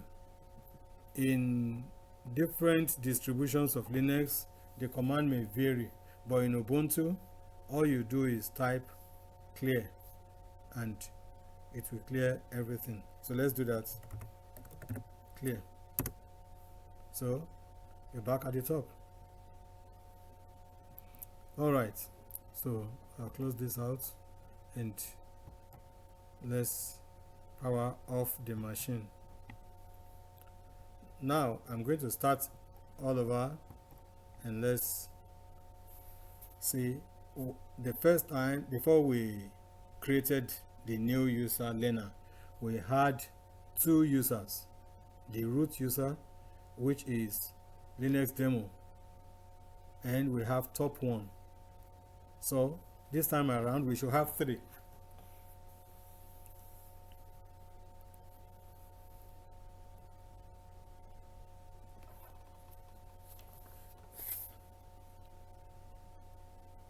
And if we log in into, okay, I'm not sure, we have not even created we've not created password for learner. Okay, I will still go back.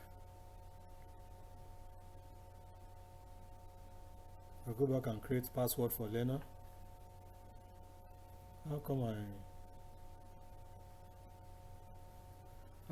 I omitted that? Okay, I think that's what I will do.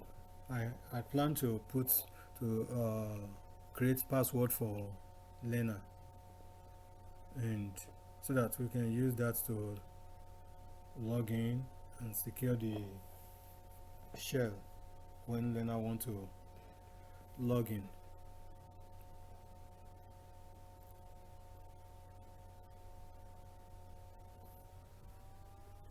Top one. Okay, you see we still don't have learner here. Let me log in back.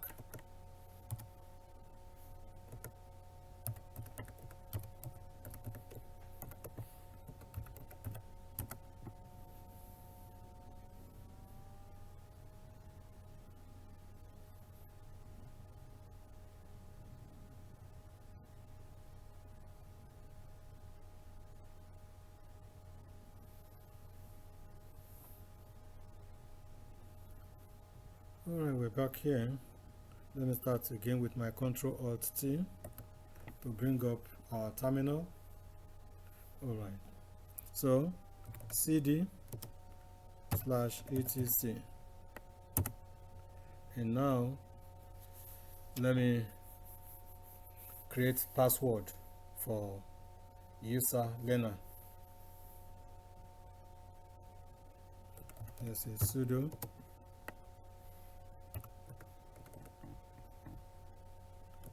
password learner, and says okay, I should put in my password for Linux demo.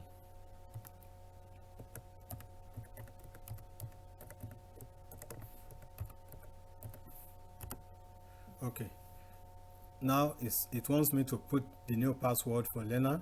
Do you know why? The first, it requested my password for Linux demo, because for me to perform that operation I must provide the admin password has been That's the password for Linux demo. So let's create a password for user. I'll just make it something simple.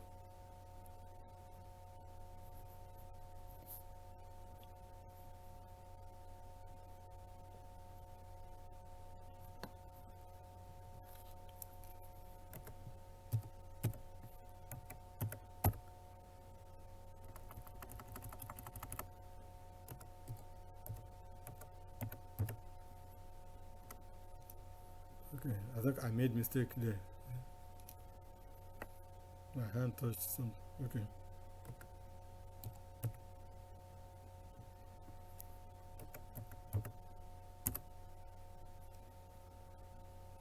Okay.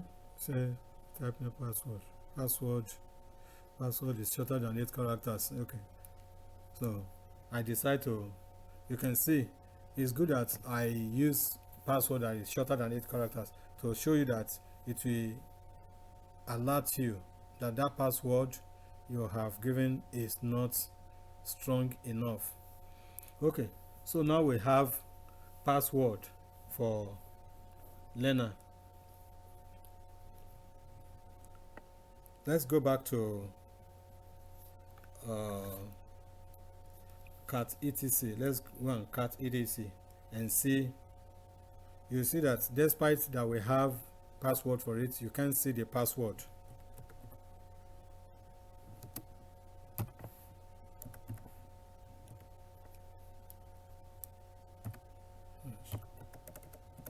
Password. You see, learner, you can see it. 102, 104, but you just see this because it's encrypted. You can't see the password that is actually created. And if you look up, okay, not here. All right, so I will go out of here. You can just close it out, or if you like, you can clear it.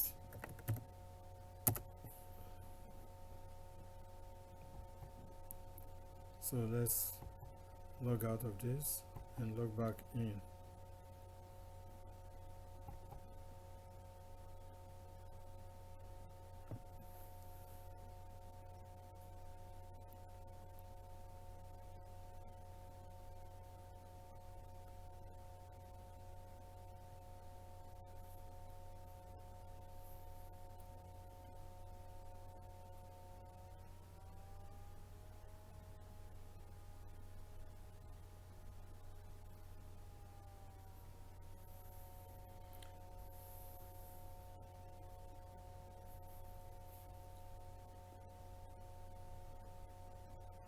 In the next video, we'll be talking more about how to secure the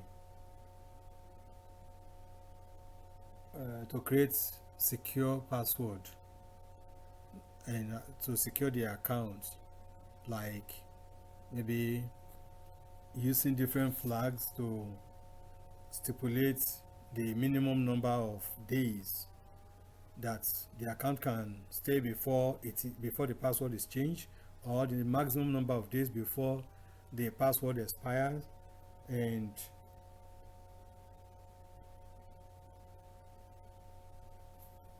checking the status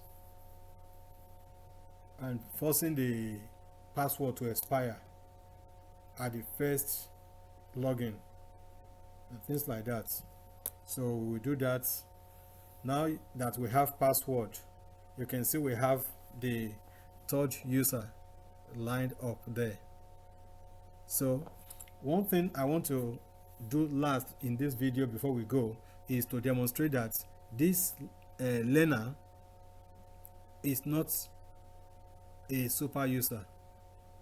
It's not a sudo, so you can use sudo for it. You can, because it's just an ordinary user. And if you want to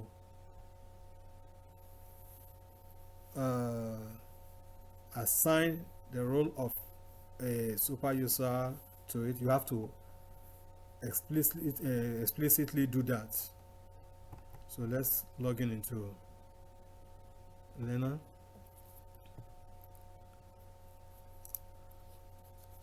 What's the password I've used? Okay.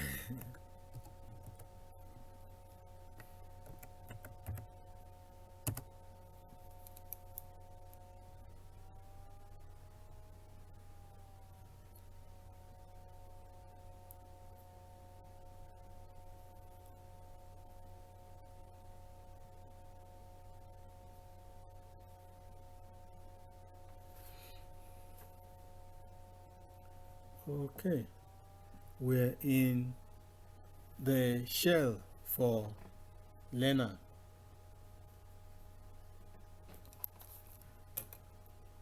So as you can see, this is brand new for a new user. It's just like a new user just joined your organization and you have just created the shell, that is the account for the new user.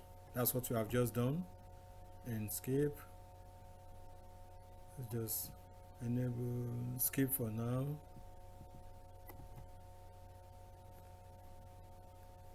I'm just gonna put no for now. Okay, finish. All right, so let me bring up the terminal for Learner.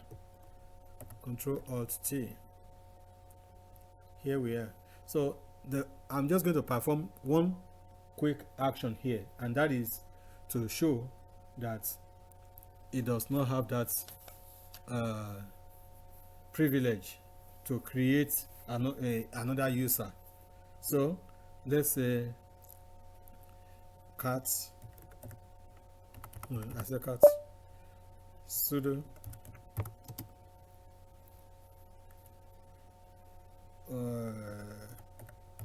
group add. Let's start with group add. Let's just do the group add. Sudo group add. You can say HR. Sudo group add HR. Sudo password for Learner. What's password for Learner?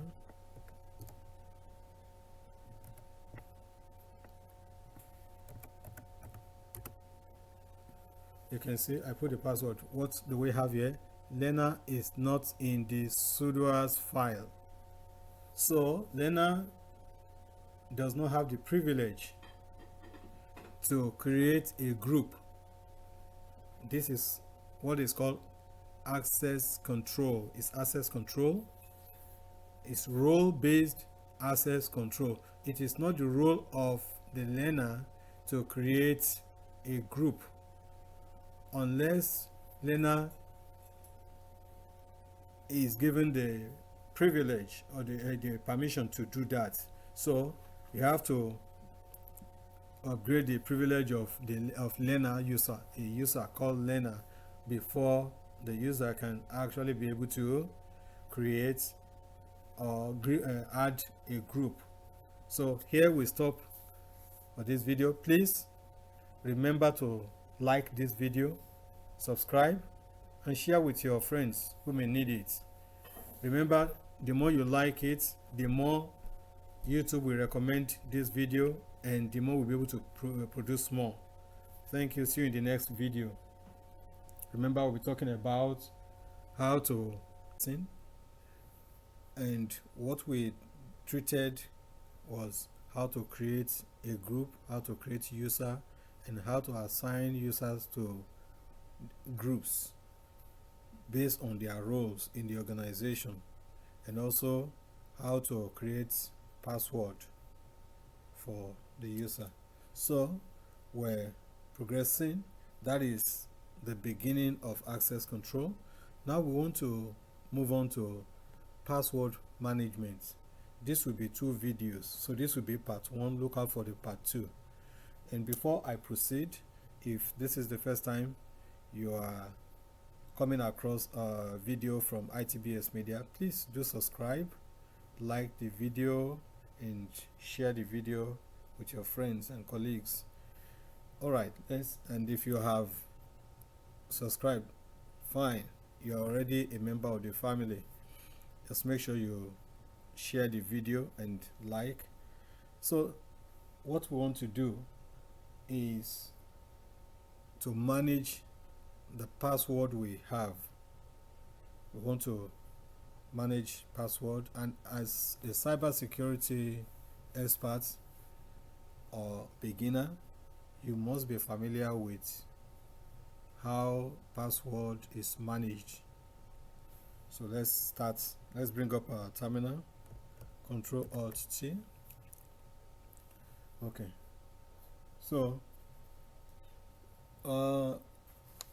if we want to, we're talking about password. The first thing I want to show you is if you do sudo, I'll just say password in the current directory of a sudo user. Let's see what will happen. So it want me to put in the current password, and once I put in the current password, it will request that I put in the new password. So I'm not changing the password now. So let me just do this current password. Okay, so you can see it says authentication token manipulation error, password unchanged. That's because this account is administrative account. That is why I can use just password and it will request. But if I want to change password for another user,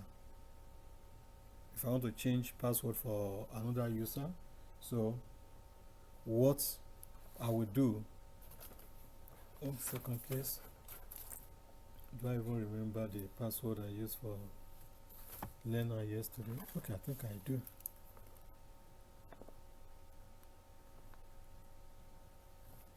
Okay, so if I want to if I want to change password for a user we created yesterday, we call the user learner. So let's continue to use that user for now. So all I'll do is sudo password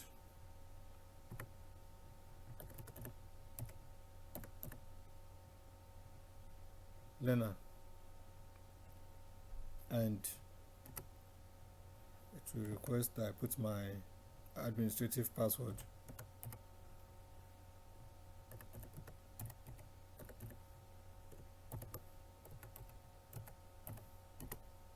Okay, so the new password I want to give to learner, I will create it now.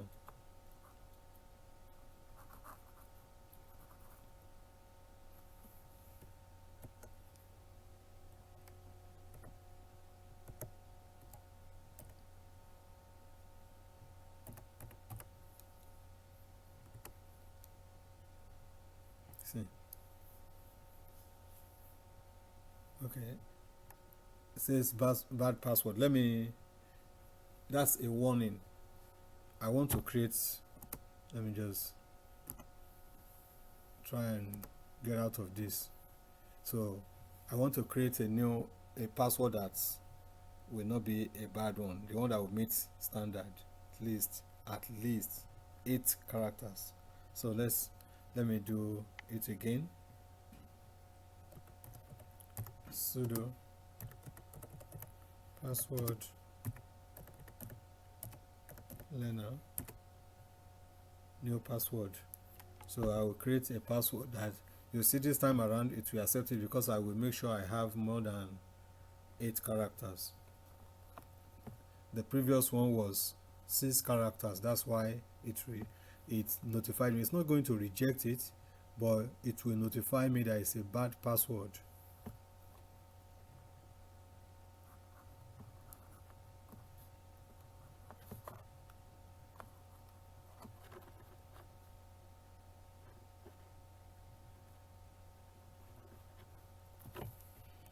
So then I'll put it now.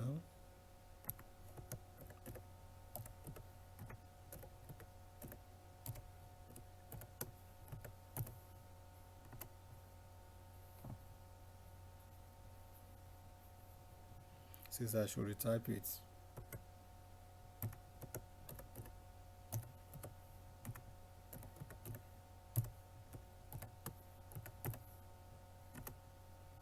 So we have updated the password for learner successfully. So I think what I will now do before we continue is to, let's check the status for learner. Let's see, change before we start modifying the password status for learner.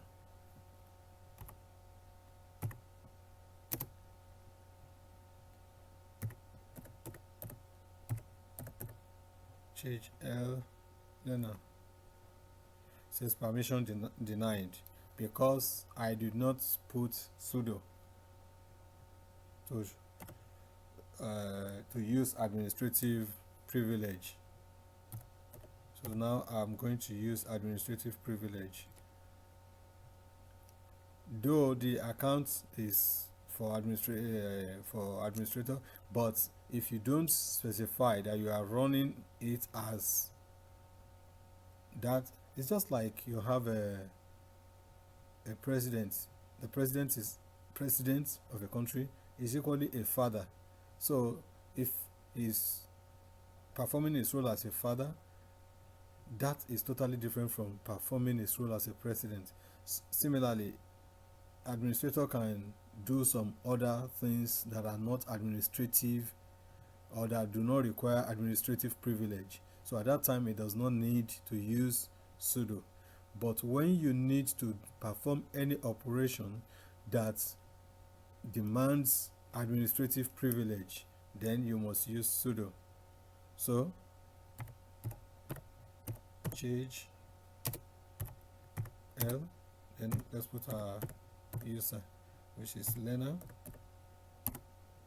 Okay, if you look at this is the status of the password for the user learner. Last password change, that's today, June 26, 2025. Password expires. It's never, it has not been set to any date. Password inactive, it's not been inactive. Account expires, never. Minimum number of days between password change, 0.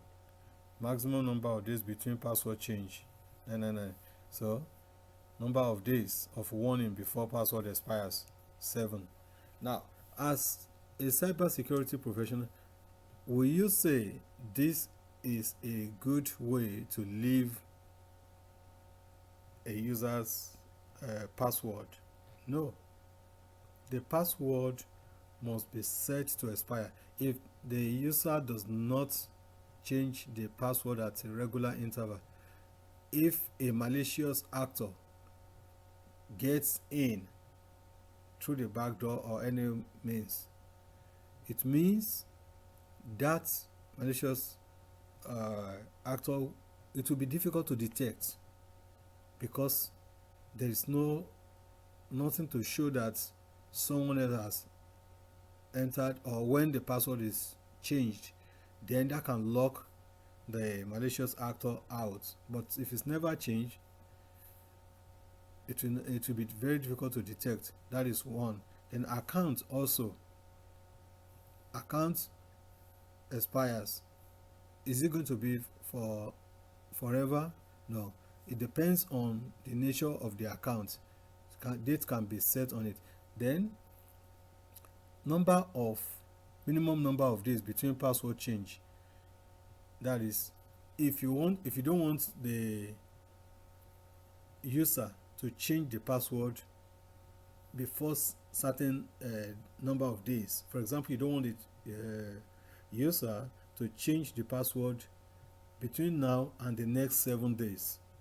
So you set the minimum number of days to 7. The maximum number of days between password change. So if you want it to change at every 90 days, then you set it at 90. If it's 120 days, if it is 30 days, you set it accordingly. So, and what about the initial setup? When you first set up the user, and you can decide to expire the password, and we will do that. So let's assume that, okay, learner, I'm going to set learner now to, I'm going to force learner to change the password when next it's going to log on. You know, we've changed the password here now, but I will make it so that the learner can change the password when he wants to log in. So that's where the first one we will do about password management. So say sudo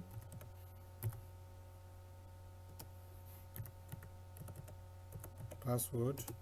You use flag E, meaning expire the password. So once I give that command, it will expire that password, and it will be expecting the user to create a new password when the user wants to log in. Remember, we're on administrative account here doing this in the back end. So in the front end, when the user wants to log in, the user will be forced to create new. That's when you say your password has expired, please change your password. Okay, so let's now put learner.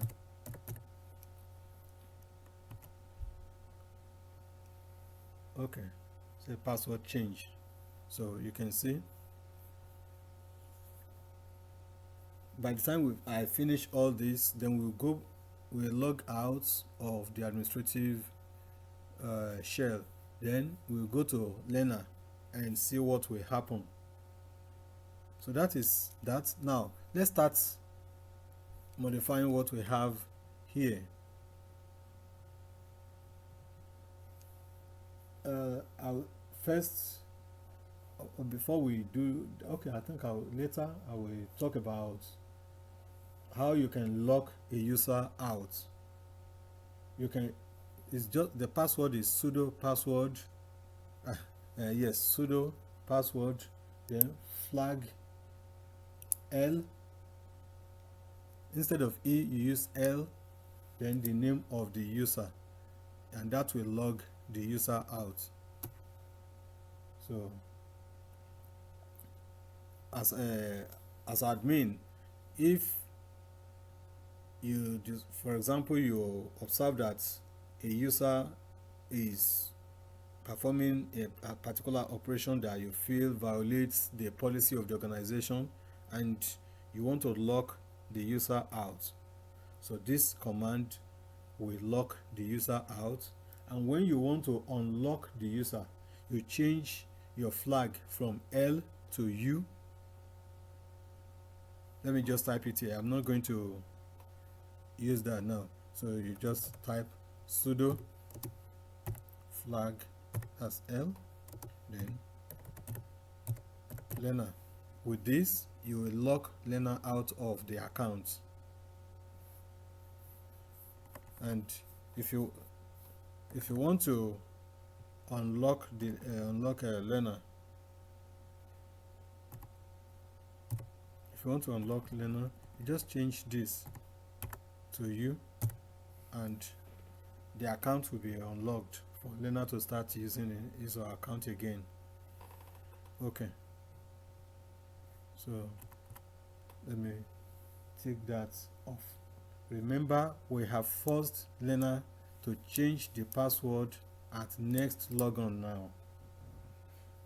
So let's set the max day, the maximum day for the user, to change the password.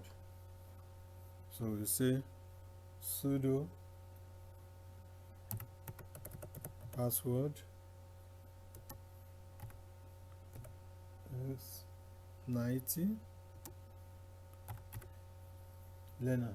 So what we are doing now is we're setting a max day. So say password changed.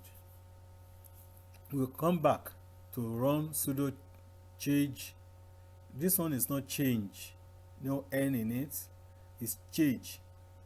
Sudo change l learner. We'll come back to run it to see if anything has changed from what we have here.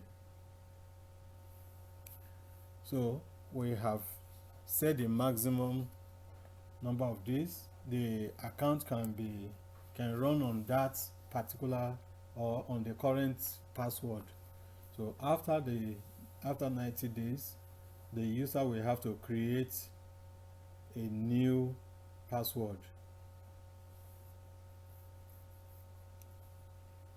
All right. So let's do sudo. If you want to set main, okay, let's, for practical purpose, let's say sudo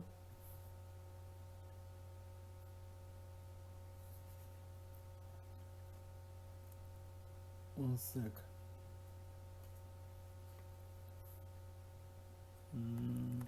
Let's first check the sudo change l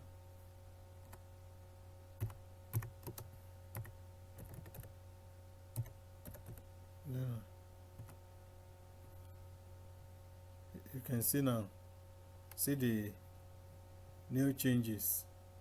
Last password change, password must be changed.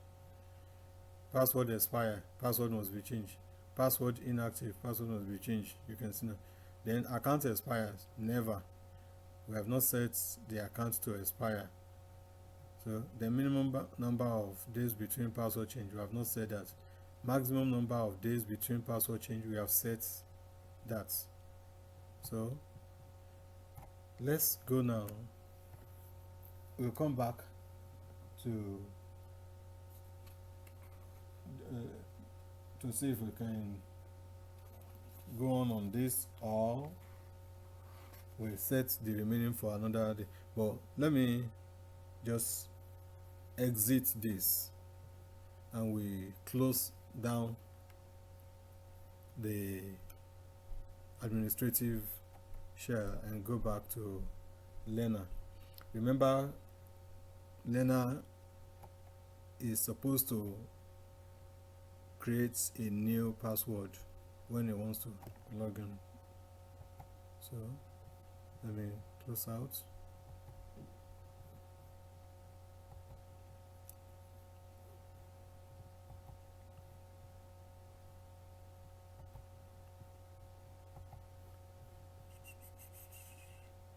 Where is my, okay, let's now go back.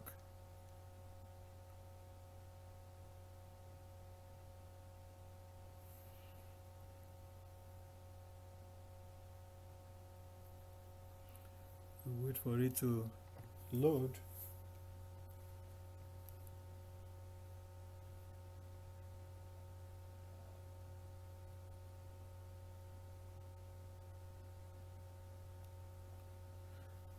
The only reason why you may set an account to expire, for example,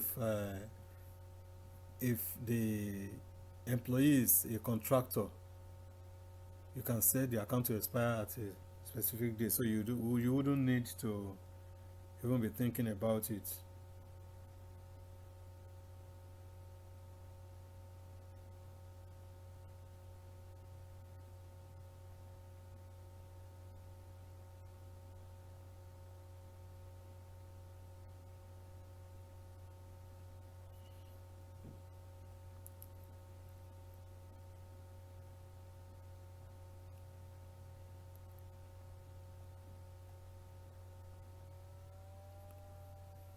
I need to wait a little bit for this to okay.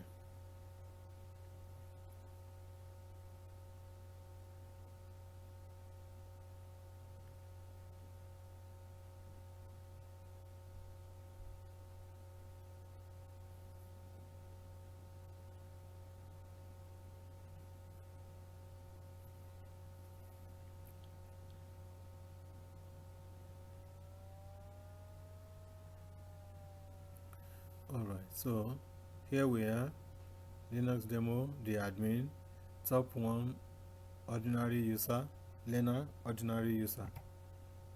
So let me put in the password. That's image.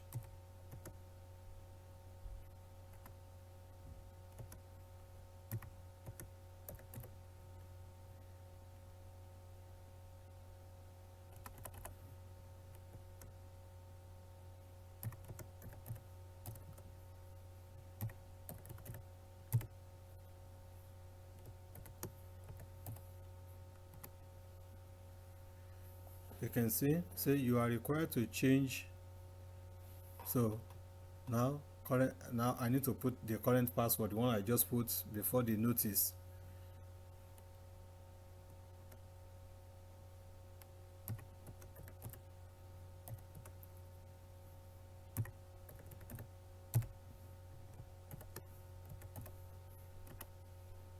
Now it's requesting for new password. So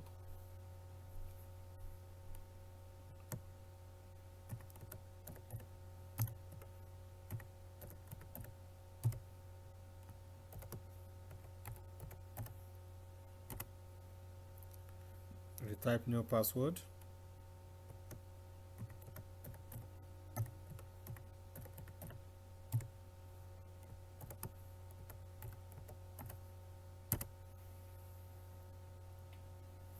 And that's it.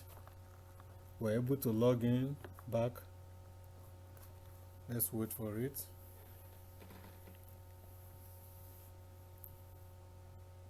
And you can see how you can force the user to change password in Linux using Ubuntu. Don't forget to subscribe if you have not subscribed. Like the video and share the video with your friends and colleagues that may need it. Alright, so let me bring up my terminal again. Ctrl Alt T.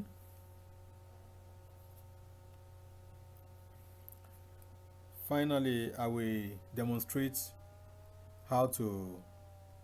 Oh, we are in learner now, so I won't. Let's do something. Just demonstrate that the learner wants to change. Let's say sudo change L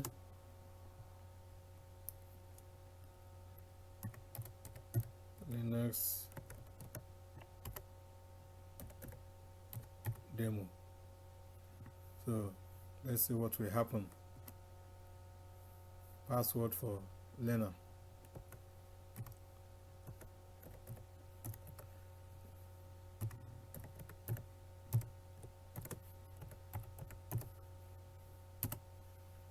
Say learner is not in the sudo file, so learner cannot perform administrative function.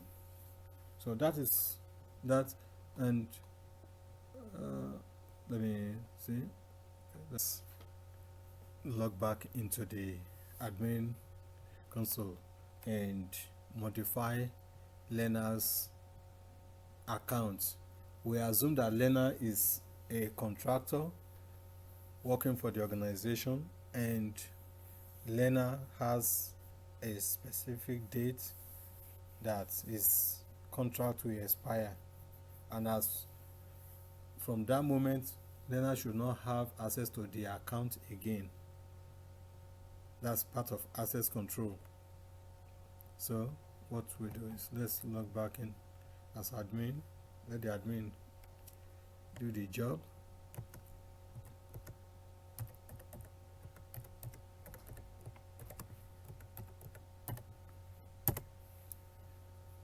This is not expiring the password, but expiring the entire account at a specified date in future.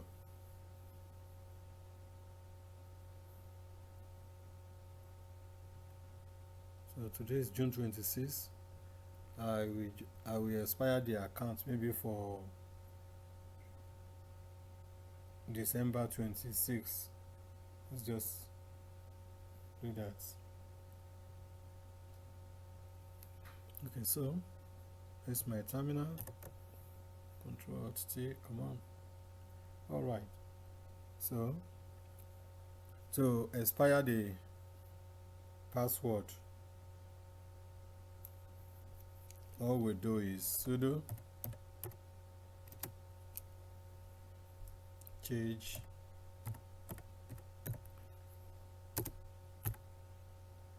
E as cap, then the year 2025,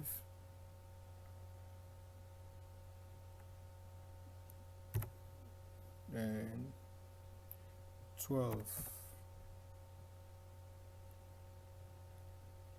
and 26 as December 26, 2025, and lastly learner, the name of the learner. So I have to put in my password.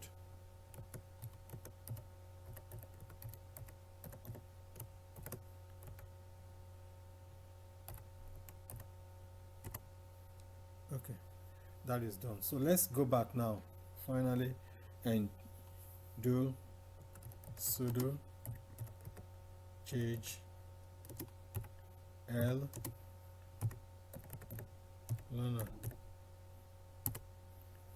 and you can see that account is now set to expire by December 26, 2025. Today is June 26, 2025. So, and we have set it to expire every 90 days. So that is how we will end the part 1 of password management in Linux. Thank you for staying through. Like the video, share the video, subscribe if you have not subscribed. I'll see you in the next video. See you in part 2.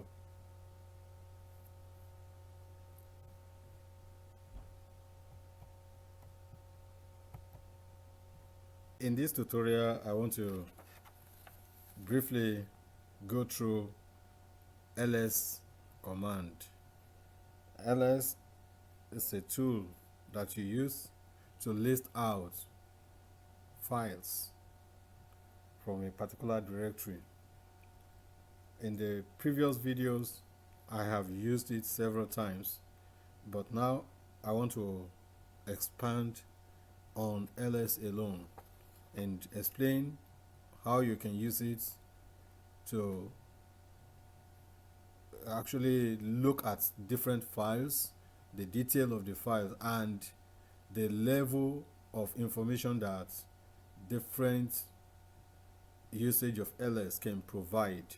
So if today is your first time of coming into this channel, please subscribe, like the video, and share. And for those that have already subscribed, thank you for being part of this family. Let's write. So here in the home directory, let's start with ls. So we're going to be doing, let me put this, this, once I put annotation, it's not going to run it. So I'm going to do ls versus ls with flag A, then versus ls with flag L A. So we want to try these three and see. We want to see the difference between ls flag A and ls flag LA, and explain what the meaning of the output of each of them. So the reason why nothing is done here is because of this. Once you put this annotation, it shows that you are only writing a note there. You did not give a command to run. Okay, so now let's go back to business. ls, let's see. So ls will provide you the list of directories and text files that are available in the home directory. So if you use that, this is all you see. But we will move further and use ls with flag A. Flag A brings out hidden files. You know, there are some files that are hidden for purpose, but when you use flag A, it will also bring the flags out, the hidden files out. So compare what we have in ls with this. Now we have the VirtualBox lines, clipboard, and so that's VirtualBox lines, and you have selected editor. Let's shade, then bash underscore history, bash underscore logout profile. So once you see this dot before the name of a file or directory, you know that it is hidden file. You can see. So this one's indication of hidden file. SSH is hidden file. Okay, so now you know the difference between ls and ls dash flag A. Now let's go to the third one that we want to compare. That is ls flag LA, and let's see the output. You can see that we have more or extensive list, and also wider we have long list of files, including the hidden files with detailed information. Now here in ls with flag A, there is no detailed information. You only have the name. It will only list out the hidden files, but it will not give detail of each file. And ls will only bring out the files that are made public, that are not hidden. So you see the difference. But when you go to lsla, when you use lsla command, you now have detail. So you have, let's say, the number of fields or columns we have: 1, 2, 3, 4, 5, 6, and 7. So this is June 26th, and this is the time of last modification. So let's see what each field indicates. So the first field here is an indication, or it indicates file type and permission. It indicates file type and permission, while the number you see next to that, we'll come back to explain the file type and permission, is number of hard links. to that particular file or directory. Then you have the owner, that's the user of that file, who is the maybe like the creator, the file, the user that creates the file, that's the owner. What group does the file belong? Here, that's this next one. And after the group, you have the file size. This is the file size.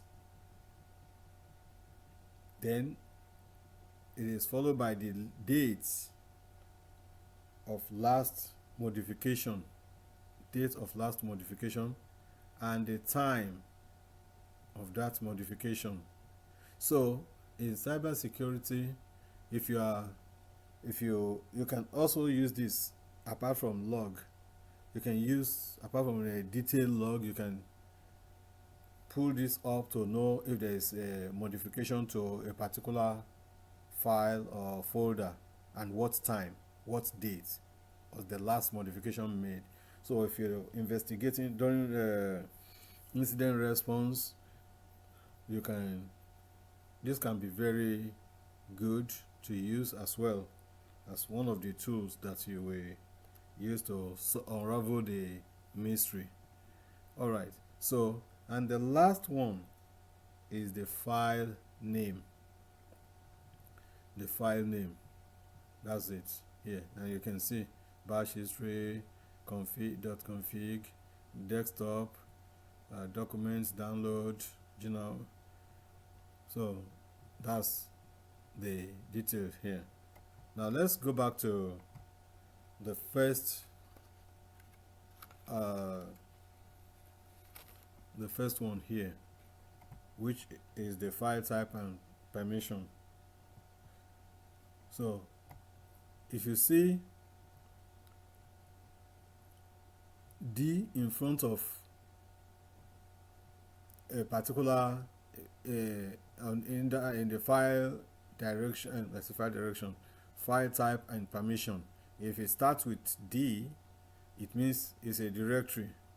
Let's look through it. This is D in front of this. This is a directory. This is also D, and this a directory. Look at this. You can see cache, config. All these are there. You can see the color in blue that is different. The text files are mostly indicated in white color, while that's in Ubuntu, while the directories are indicated with blue color. So if you look through, you see that all the ones that have D, they are directories. So, but if it starts with dash, it's a regular file. It is a regular file. And if it starts with L, that's a symlink, symbolic link. And in one of the previous videos, I've explained what symlink is. So here we don't have anyone that is a symlink. We only have regular files, and we have directories in this output. Maybe by the time you start, because this one is just for a demo, if you start installing applications, using applications and running programs, you might have symlink. So now let's look at I think we have explained what this, so let's explain the permission. We know we have talked about the file type. Now I said the first column is file type and permission. So we have said that if it is D, it means that file type is directory. If it starts with dash, that means it's a regular file, and you see that here, it's a regular file.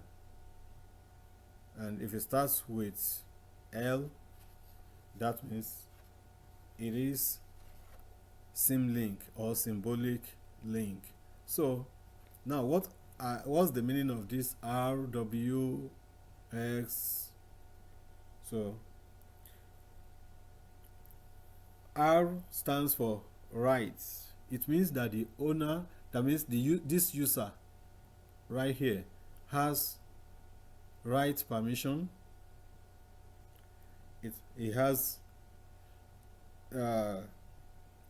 read permission, write permission, and if it has E, it means can execute, and X means it has permission for user, group, and others. So you can create a user, you can assign permission to user, and you can revoke permission from users. That is, this X is showing admin status in the permission level. That's what it means. So now let me ask you, what does this one means? RW. What permission does this user has? It means it is read and write, and so on and so forth like that. So that the basic is that when you see R, it means it is read permission, W, write permission, X means has administrative permission that you can create user, you can assign or grant permission to another user. You can be part of a group, of that group. Okay, so that is how to look at this LS and use it according to your need. If you just want to see what folders or directories are available, LS. If you want to pull up both the visible and the hidden files, you use LS space flag A, and that will do the trick. And if you want all the files, both the hidden and the visible ones, with detailed information, then you use LS flag LA. Alright, thank you for staying through to the end of this video. We have series of videos in the cybersecurity, Linux for cybersecurity, because this is a series we are doing. You go to one of the videos and you can check in the description. You should have a link to the playlist where all the videos on Linux for cybersecurity is available for you to go through. We have done series of lessons on how to install VirtualBox, how to install Ubuntu, which we are using right now on VirtualBox. We've talked about how to create user and create group, how to assign user to a group, how to remove user from a group. We have equally talked about how to create password for user, how to change the password. We talked about everything that has to do with password aging. You want the password to expire on a particular date.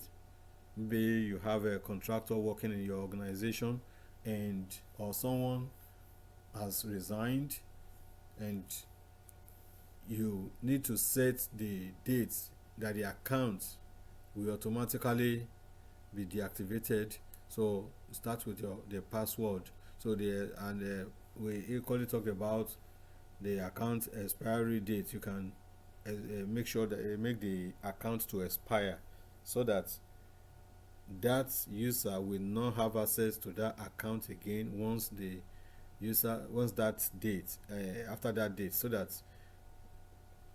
that's to prevent any unforeseen situation where someone who is no more in the service of the organization will have access to resources and data of the organization. We've equally talked about how to the different things or folders, directories in etc folder.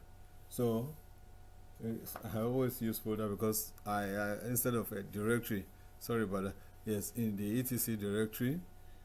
That's because I'm flowing between Windows environment and Linux environment. I'm versed in both. That's why. All right. So we have talked about password management, how you can force password to change at the next login. So just go to the playlist and see what topic you are interested in. Thank you. See you in the next video. Don't forget to subscribe, like, and share the video.